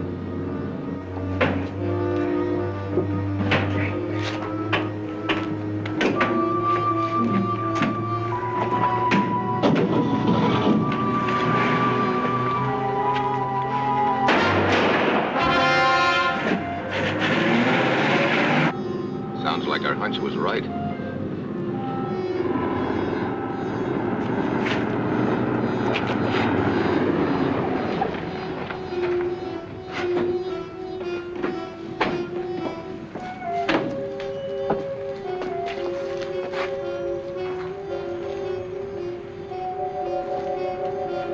Well, I guess that clears Ferguson. Yeah.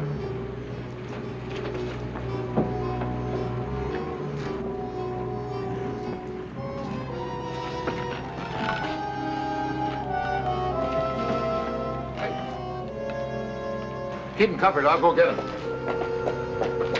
I stop or I'll shoot.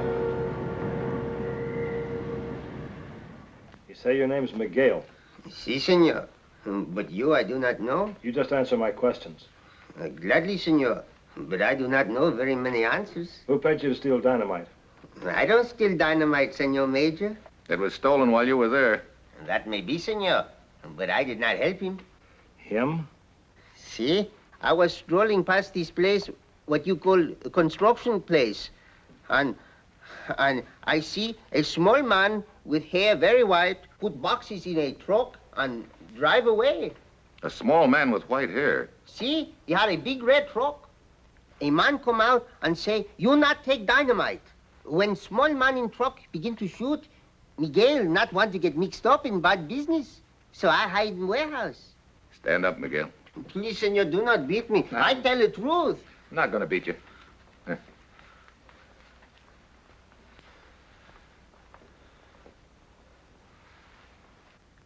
Where'd you get that? A fight in the cantina. I get mixed up and someone nicked me in the shoulder. It's not good to get too close to a fight. No, it can kill you. All right, you can go. What? You don't believe that story? I think he's telling the truth. Oh. All right, if you're satisfied, so am I. You see, we already know who's behind this dynamite stealing. I'm happy for you. Go ahead. Corporal.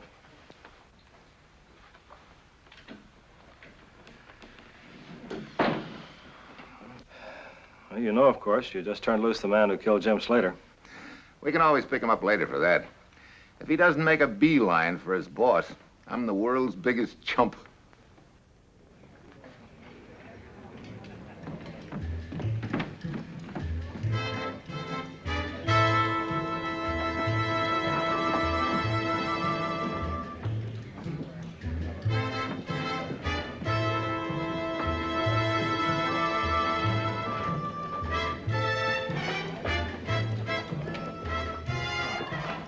I don't see him. Man said he arrived here a few minutes ago. Who owns this joint? A fellow named Parker. We've had our eye on him for quite a while. Well, I suppose now we sit and wait for the next move.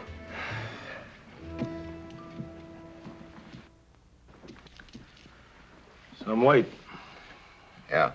Maybe he went out the back door. Maybe there isn't going to be any next move. If we don't get a lead here, I don't know where to start. We're going to get the bum's rush if something doesn't happen pretty soon.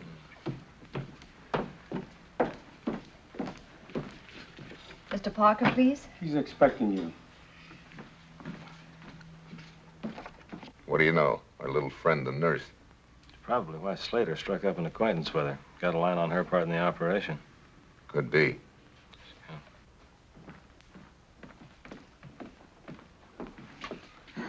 Thank you, Miss Gaines. Good night. Night.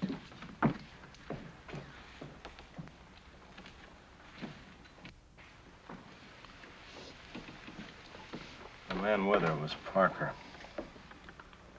You want to tag along and see what she does with that package? All right. You're going to have a chat with Parker?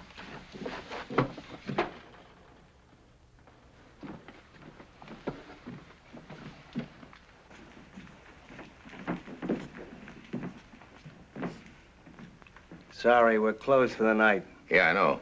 Now you and I can have a little private talk, Parker. Oh, do I know you? You will. Get out. Not until you and I have a little talk about dynamite. It's too late for that, and besides, it's a dull subject.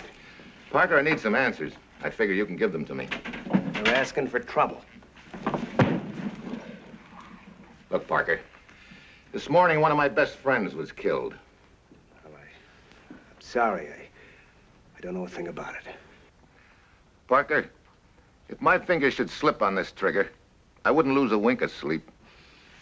You won't pull the trigger. No? Now look, Mitchell. Okay. We'll start with this. What does it mean? I don't know. Okay. Where's the dynamite? I don't know that. Look. I've been hired to drive to different locations and pick up the dynamite. Leave the truck parked in an alley, that's all I know. And you must be the one that shot Ferguson. We'll know when we get this gun to ballistics. What were they going to use the dynamite for? Sabotage. Where? I don't know. When? Well, anytime they get the signal. What signal? Rockets. 3 of them, one every half hour, and after the third, the whole thing goes up in smoke. Okay, let's get out of here.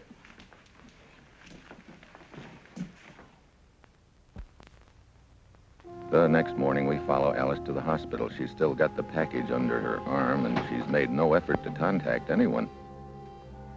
We don't get it. Good morning, Senor Morales. Good morning, my dear. How are you feeling? Not too good. My heart. Did you have a pleasant evening? Well, a little hectic one. A friend of yours called me, a man by the name of Parker. Asked me to stop by the cafe and bring you this package. Oh, that was very kind of you. I'll take that package, Morales.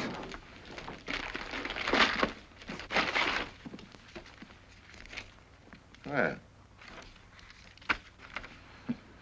that message clears up everything. U.S. agent aware of your... Well, Morales, so you're our big boy. We'll shoot the first one who follows me.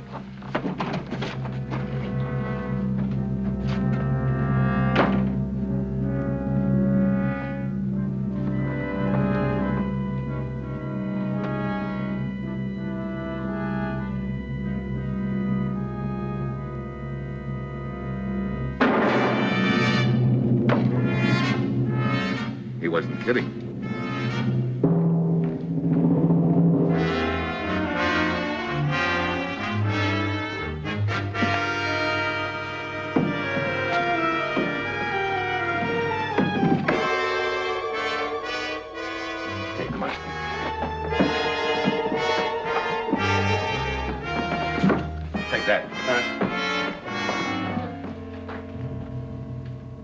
Morales has done a good job of dropping out of sight.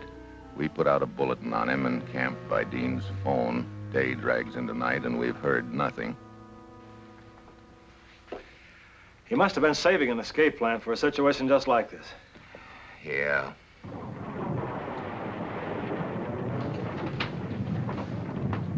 There's the first one. Yeah. 2 to go and the whole works goes up. Parker said he already had the charges planted, huh? Yeah, they'll be set off in 1 hour. Haven't the slightest idea where. 30 minutes left. What else can we do? I've alerted all available units. I don't know where to send them. The answer is in this piece of string. I know it. It'll tell us where the stuff is hidden. How do we find it? Stick pins and a map? This is a city of thousands of people. Hundreds of installations. Look, here we are right here. Within a radius of 50 miles, there's more installations than we could visit in a week. Was Slater familiar with that map? Sure, he spent hours poring over... Hey. Yeah. He told me he was up all night. Somehow he found out where they'd hidden this stuff. And he tied the knots in this string in case they closed in on him. Check me, will you? This is us. Right? Yeah. Watchdog? Code name for one of the locks. Gravy boat? Power station. Milk run? Radar tower. I don't see anything where this fourth one is. That one we don't even show on the map. That's Matchbox, communication center for the whole shebang. Oh, that's probably their big objective. Check the fifth one. That I don't get. Johnson, dispatch all units and observe red security operation. Concentrate on operations Watchdog, Milk Run, Gravy Boat, and Matchbox. And explosives are hidden somewhere inside the installations. Mitchell, how could they possibly have done it? They've had months to prepare, and bigger secrets than those have been stolen. But how can they detonate? They can't possibly get inside. I'm going to have the power cut off just in case. Johnson, order the master switches at all installations cut off until further notice. What if they've got an independent supply? Then we're dead. I figure they've set up some central control point someplace where their big boy... Big boy? Morales. Yeah, of course it's Morales, but where is he? Now we got 25 minutes to find out.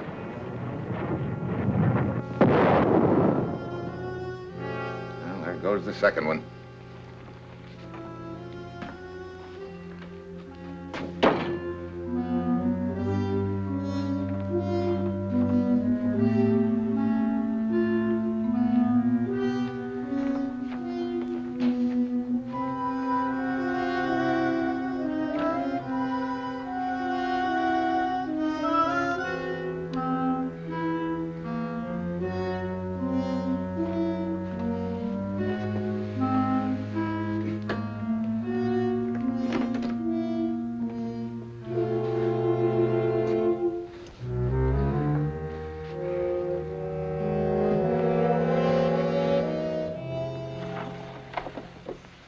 There's nothing of military importance on that line. Wait a minute. What's that building?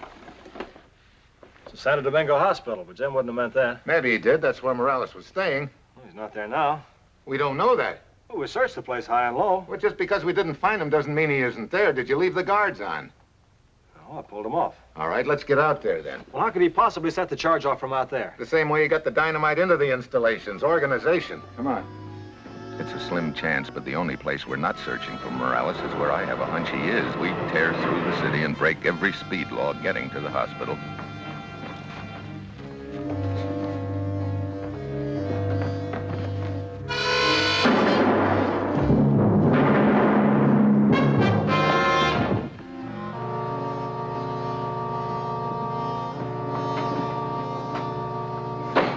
I did not expect you, Senor Mitchell. All right, Morales. Where is it? What are you looking for?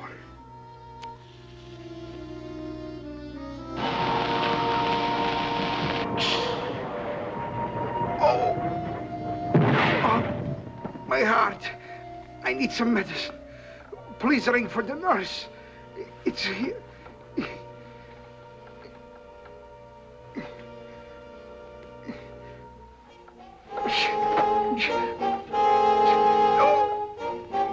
Si, Senor Mitchell. It is my heart. I was not fooling.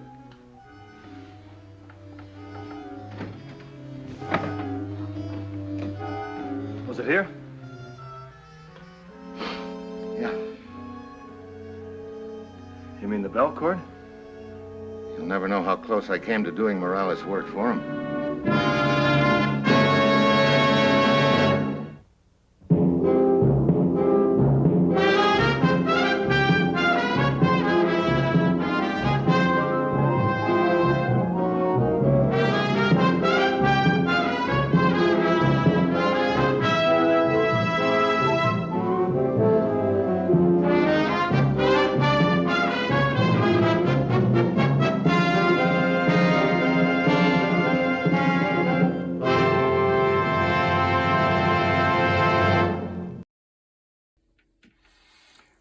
Cool show that I found 4 or 5 years ago, Dangerous Assignment with Brian Donlevy as the star.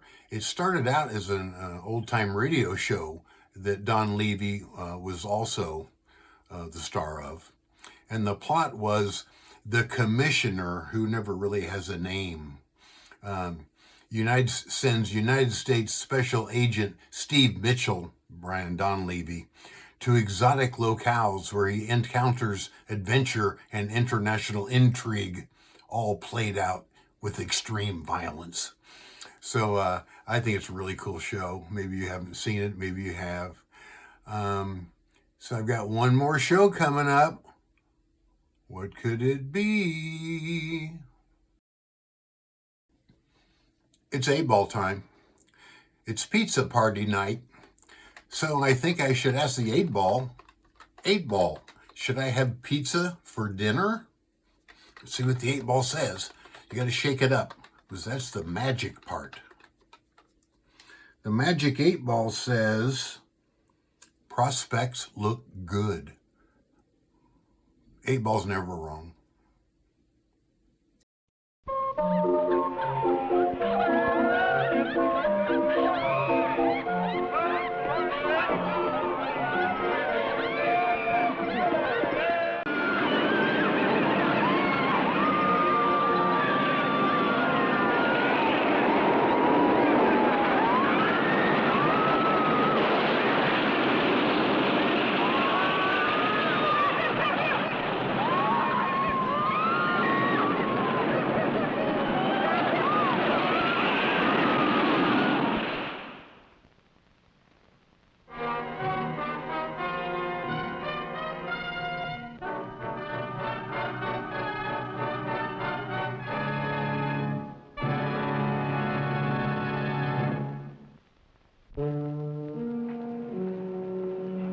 I'm Mike Kovac, photographer.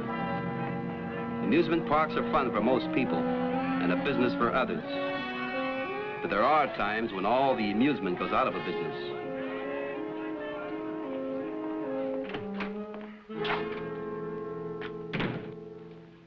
name's Mike Kovac. Oh, Kovac, I'm glad you could come. Sit down. Thank you. What's your problem? You know, my kid keeps talking about you all the time. Says you're the greatest photographer in the world. Oh, it's nice to have a fan. That's why I sent for you. To tell me that? I wish that was all. Now, my kid's a real camera bug. I must have spent a fortune on camera equipment. Well, I needed some pictures of the park, you know, for publicity. So I thought I'd give the kid a chance, see if I can get some of my investment back, you understand? Yeah, I understand, but it's not clear. Take a look. Here. Here's a shot the kid took from the roof. It's pretty good, fine shot. Your investment in all that camera equipment is justified, if that's what you want to know. Here's an enlargement the kid made. This is part of this picture here, underneath the roller coaster. Now, what does that look like to you? Well, it doesn't look like the fun house, that's for sure. This big man here looks like he's in the process of dying. Yeah, but he didn't die enough to stay in the park.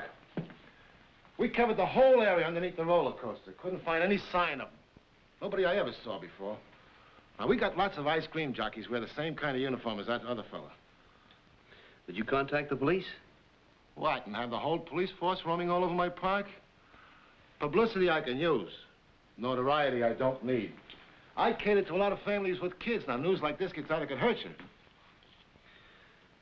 All right, you can put me on your payroll. I'll work by the day, plus expenses. No, I'd like to have the negatives to these pictures. This is my address. I'll have the kid bring them right over to you. Here. Here's a pass. I'll get you by the gate. Boy, oh, boy. What I wouldn't have given for one of these when I was a kid.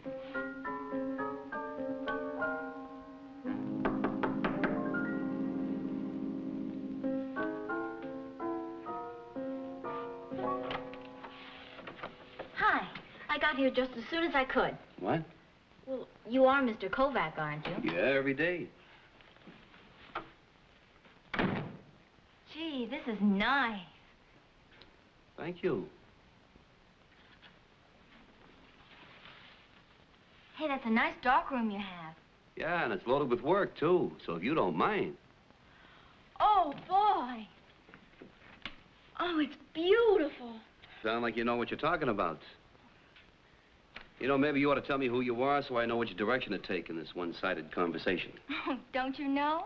I'm Joe Stokes. Here, I put you the negative. Well, Dad said you'd be expecting me. Well, it looks like your father and I both made the same mistake.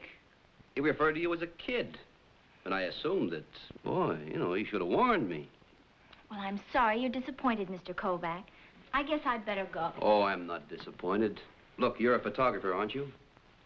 Would you like to help me enlarge this? Do you mean it? Sure, come on. Well, what was wrong with my print? Wasn't it clear enough? Oh, it was fine. But I want to blow this up on my enlarger, get more detail. What developer do you use? What would you recommend? I use D72 1:2. You named it. Really? Do you too? Yeah. Well, looks like it's about ready. Would you turn on the light? Sure. You know, that's a very nice print. You still can't see that ice cream man's face. But look at here, look at the shoes. They look two-tone, don't they? Black and white. Will that help? Not very much. Now, this big guy that's being shot, have you ever seen him before? No, not that I remember. Well, what do you say we get down to the park? I take a good look around, huh? Okay. Maybe you can show me the sights.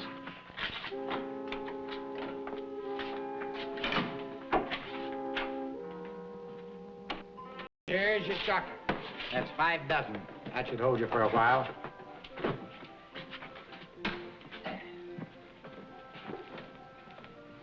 Mr. Fenton. Oh, hi, Joe. Let me put these cartons back in the freezer and I'll be right with you. Sure, Mr. Fenton. Doesn't he have any help? No, he does it all by himself. How's my little girl? Fine, Mr. Fenton. This is Mike Kovac. He's helping my father on something and wants to ask you some questions. Oh? Sure, sure. How are you, Mr. Kovac? Fine, thank you. Say, that freezer holds a lot of ice cream, doesn't it? It has to. Got a lot of kids in the park. Gotta have ice cream for them. Got just about enough there to last a couple of days. Say, Mr. Fenton, could you tell me something about your help? We don't have steady help. We just hire what we think we'll need in the morning. What's up, Joe?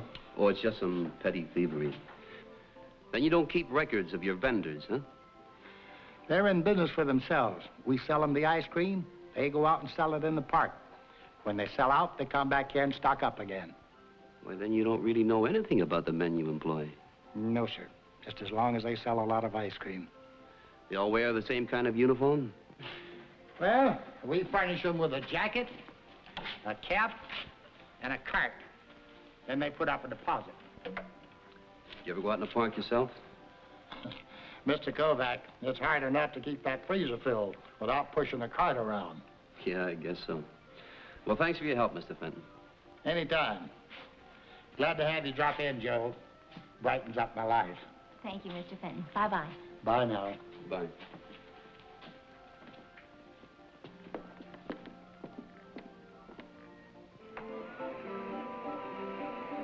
Have you known Mr. Fenton long? Ever since I was a baby. Oh, that's a long, long time. It certainly is. You know, I feel sorry for Mr. Fenton. Why? Well, he saved up all his money to retire and then lost it and had to start all over again. You think your father's in his office now? He should be. I'd like to see him. Okay, I'll see you later, Mike. I have to go on some errands for him. Okay. He was asking too many questions, Barney, about the vendors. I don't like it. And I don't want any trouble. Money don't come without trouble. You know, he don't look like a cop to me. Mr. Stokes wouldn't go to the police. He sounded more like a private detective. His name is Kovac. You know, Barney, I think we... Private cop, huh? That's all we need.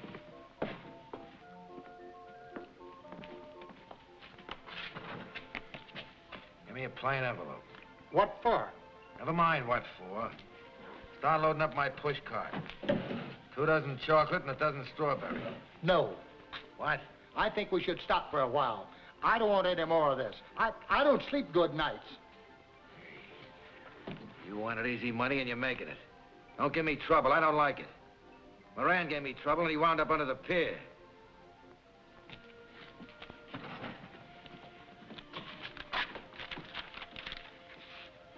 Kovac, huh? What do you want the key to his office?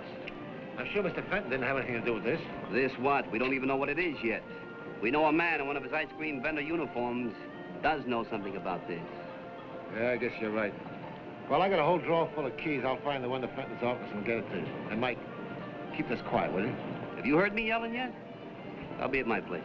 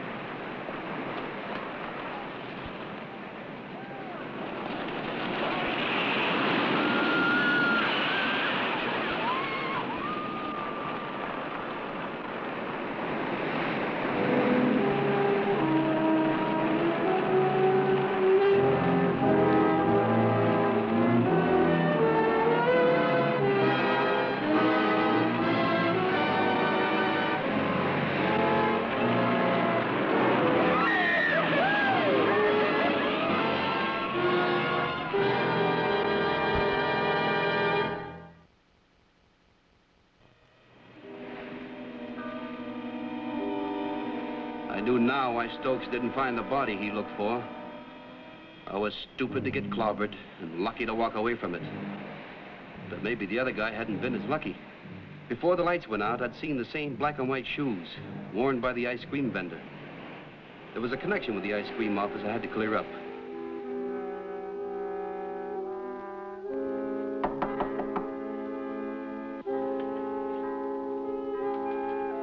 Come in. Mr. Kovac? Mike? Don't look now, but I'm right. Oh, you looked. Is something the matter? Just that I get all kinds of callers. You get the key to Fenton's office? Mm-hmm. Thank you. Now you go right on back to the point.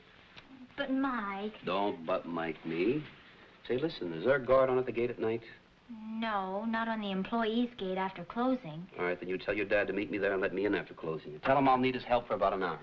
Mike, why don't I And help? remember, you haven't seen me since I left the park. Okay. But where are you going? To find a body. What? Goodbye, Joe. Goodbye.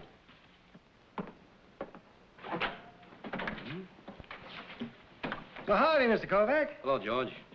Yeah, did you come to visit the other world? Say, how's business? Well, during the week, it gets kind of slow. See, they got me copying the records here. But weekends and holidays, that's our busy time. Anything come in the last few days, George? You working for the lieutenant? Yes, you might say I'm working for the lieutenant. Could I take a look around? Well, I guess there's no harm in it. You won't be disturbing anything. What's the guest list? Yeah, let me see now. There's a dame couldn't sleep, took 80 sleeping pills. And here's an old man, hit and run. And then let me see now, kind of like I told you, it's just kind of slow. You mean that's all? No. I just brought in a fellow that was washed up on the beach, right here. Drowning? No, it was a shooting. Shooting? What section of the beach? Well, just off the amusement park. You mind if I look at him? Go ahead. They got a make on him? They sure have. I hear they got a record on him about a mile long. His name's Moran. What kind of a record? Narcotics. Narcotics? Now I knew I should let my police friend, Lieutenant Donovan, take over. I had found the murder victim, but had made a promise to Stokes. And I had a hunch I could establish the connection between the murderer with the black and white shoes and the ice cream office at the park. Why didn't your father meet me? Well, he wasn't here, Mike. He ate in town, and then, well, he had a business meeting this evening. Does he know you're here tonight? No. I wanted to help you myself. You won't tell him, will you? Boy, oh boy. Well, as long as you're here, and I need help, okay. Here, let me.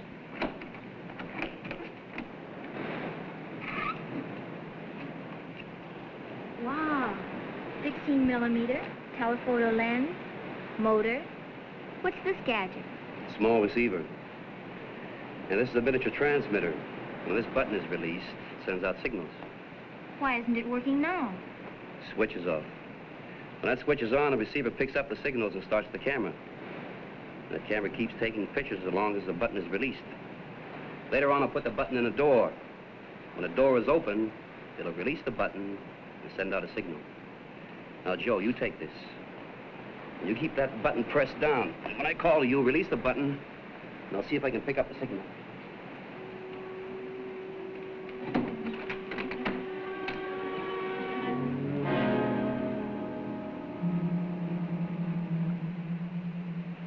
Be careful, Mike.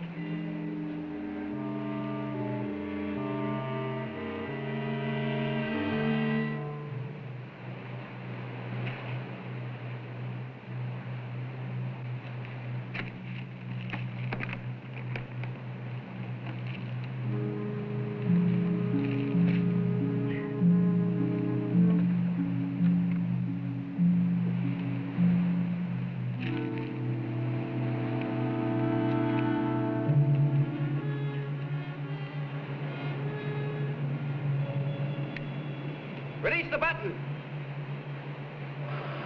Is it working? Yeah, it's working.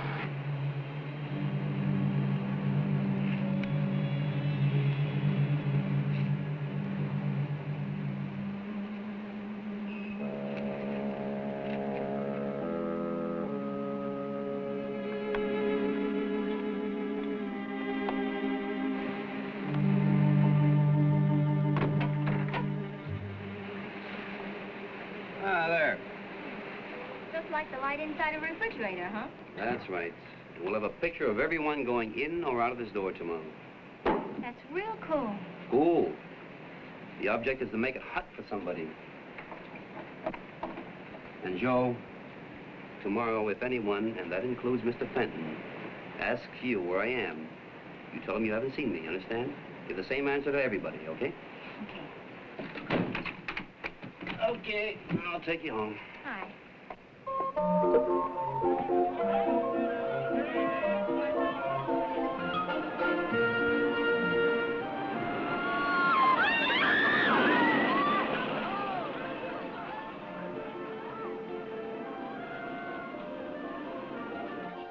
What happened to Kovac? What did you do with him? What do you care? I just don't like to see things happen to people. What do you think happens to the people that use that stuff you keep in there? I don't want to hear and I don't want to know. Okay, that's the deal. You keep it in there for me, I take it out for my contacts, and you don't have to know nothing more.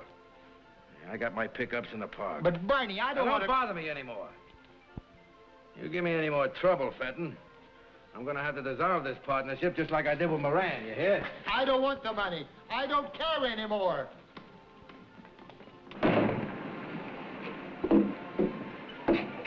You get your stuff out of here and find some other place for it. I'm going to stay right where it is, Fenton. No, take it out of here.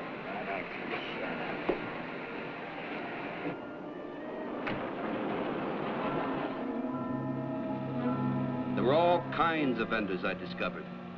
Thin, fat, tall, short, with sandals, sneakers, and just plain shoes. Maybe the ice cream office had nothing to do with it.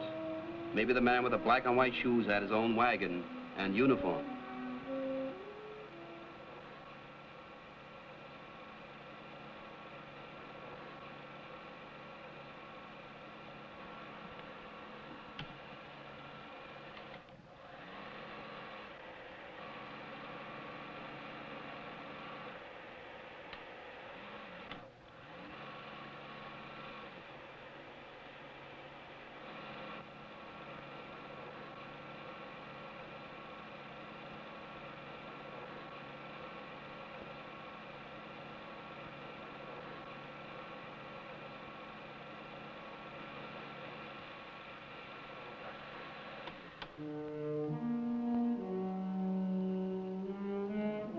Morning.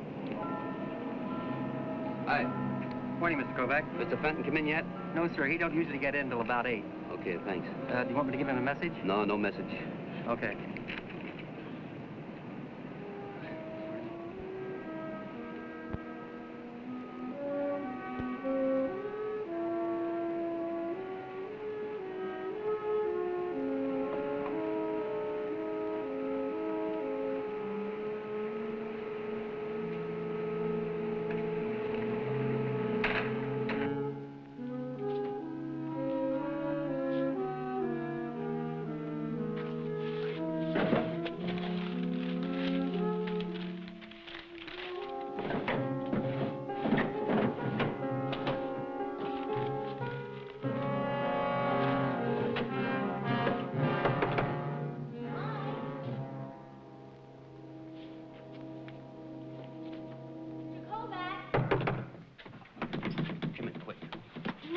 Saw me?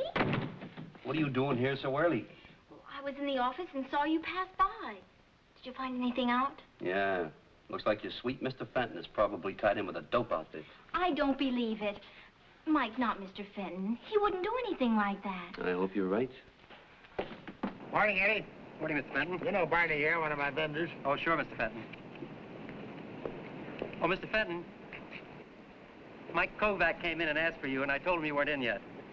Kovac? Thanks.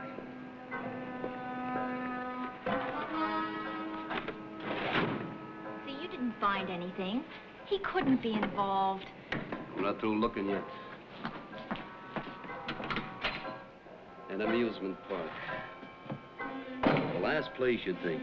That's some combination ice cream and dope. Well, you can't be sure. Now, let's see what the ice cream looks like. Vanilla. We'll try the vanilla.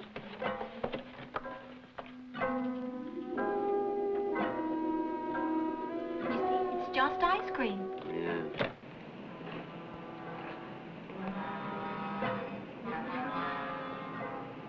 see, strawberry.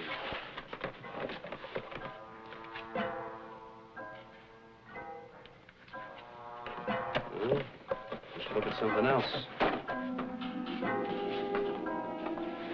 Chocolate. Let's see what color chocolate is.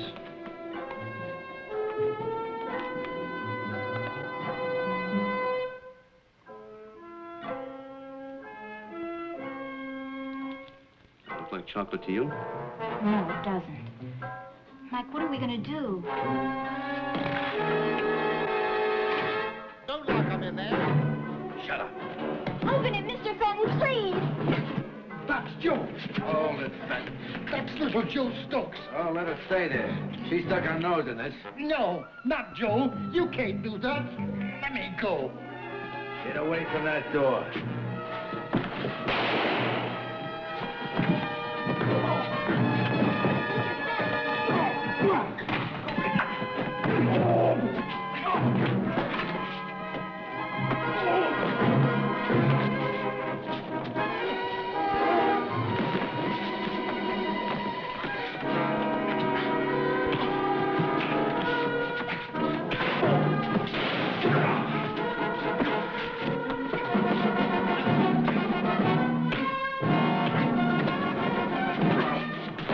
Joe, open the door.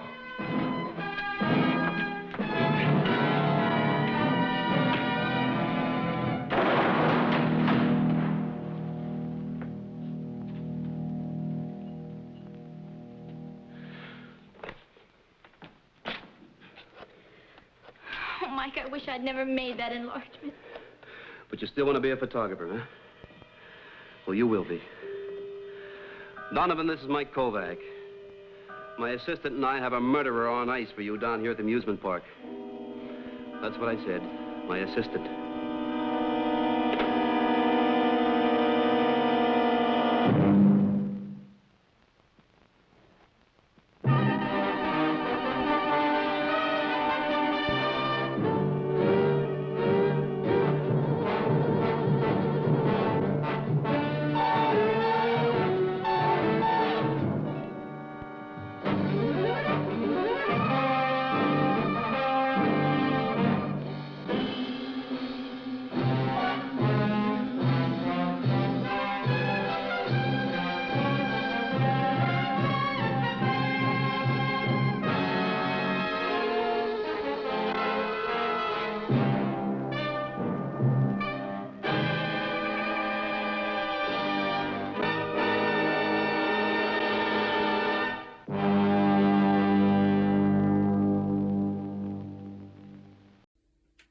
Here's an interesting trivia note on Charles Bronson. In the 1990s, a lady whom he'd never met left him her estate valued over $1 million. She had never met him before. She was just a big fan. And her family sued Charles Bronson, and they settled out of court. But anyway, hope you guys like the crazy mixed up mystery show, and I appreciate it. And hit the like and subscribe if you can. I'd appreciate it. And hope to see you guys next time. Take care. And now, folks, it's time to say goodnight. We sincerely appreciate your patronage and hope we've succeeded in bringing you an enjoyable evening of entertainment. Please drive home carefully and come back again soon. Good night.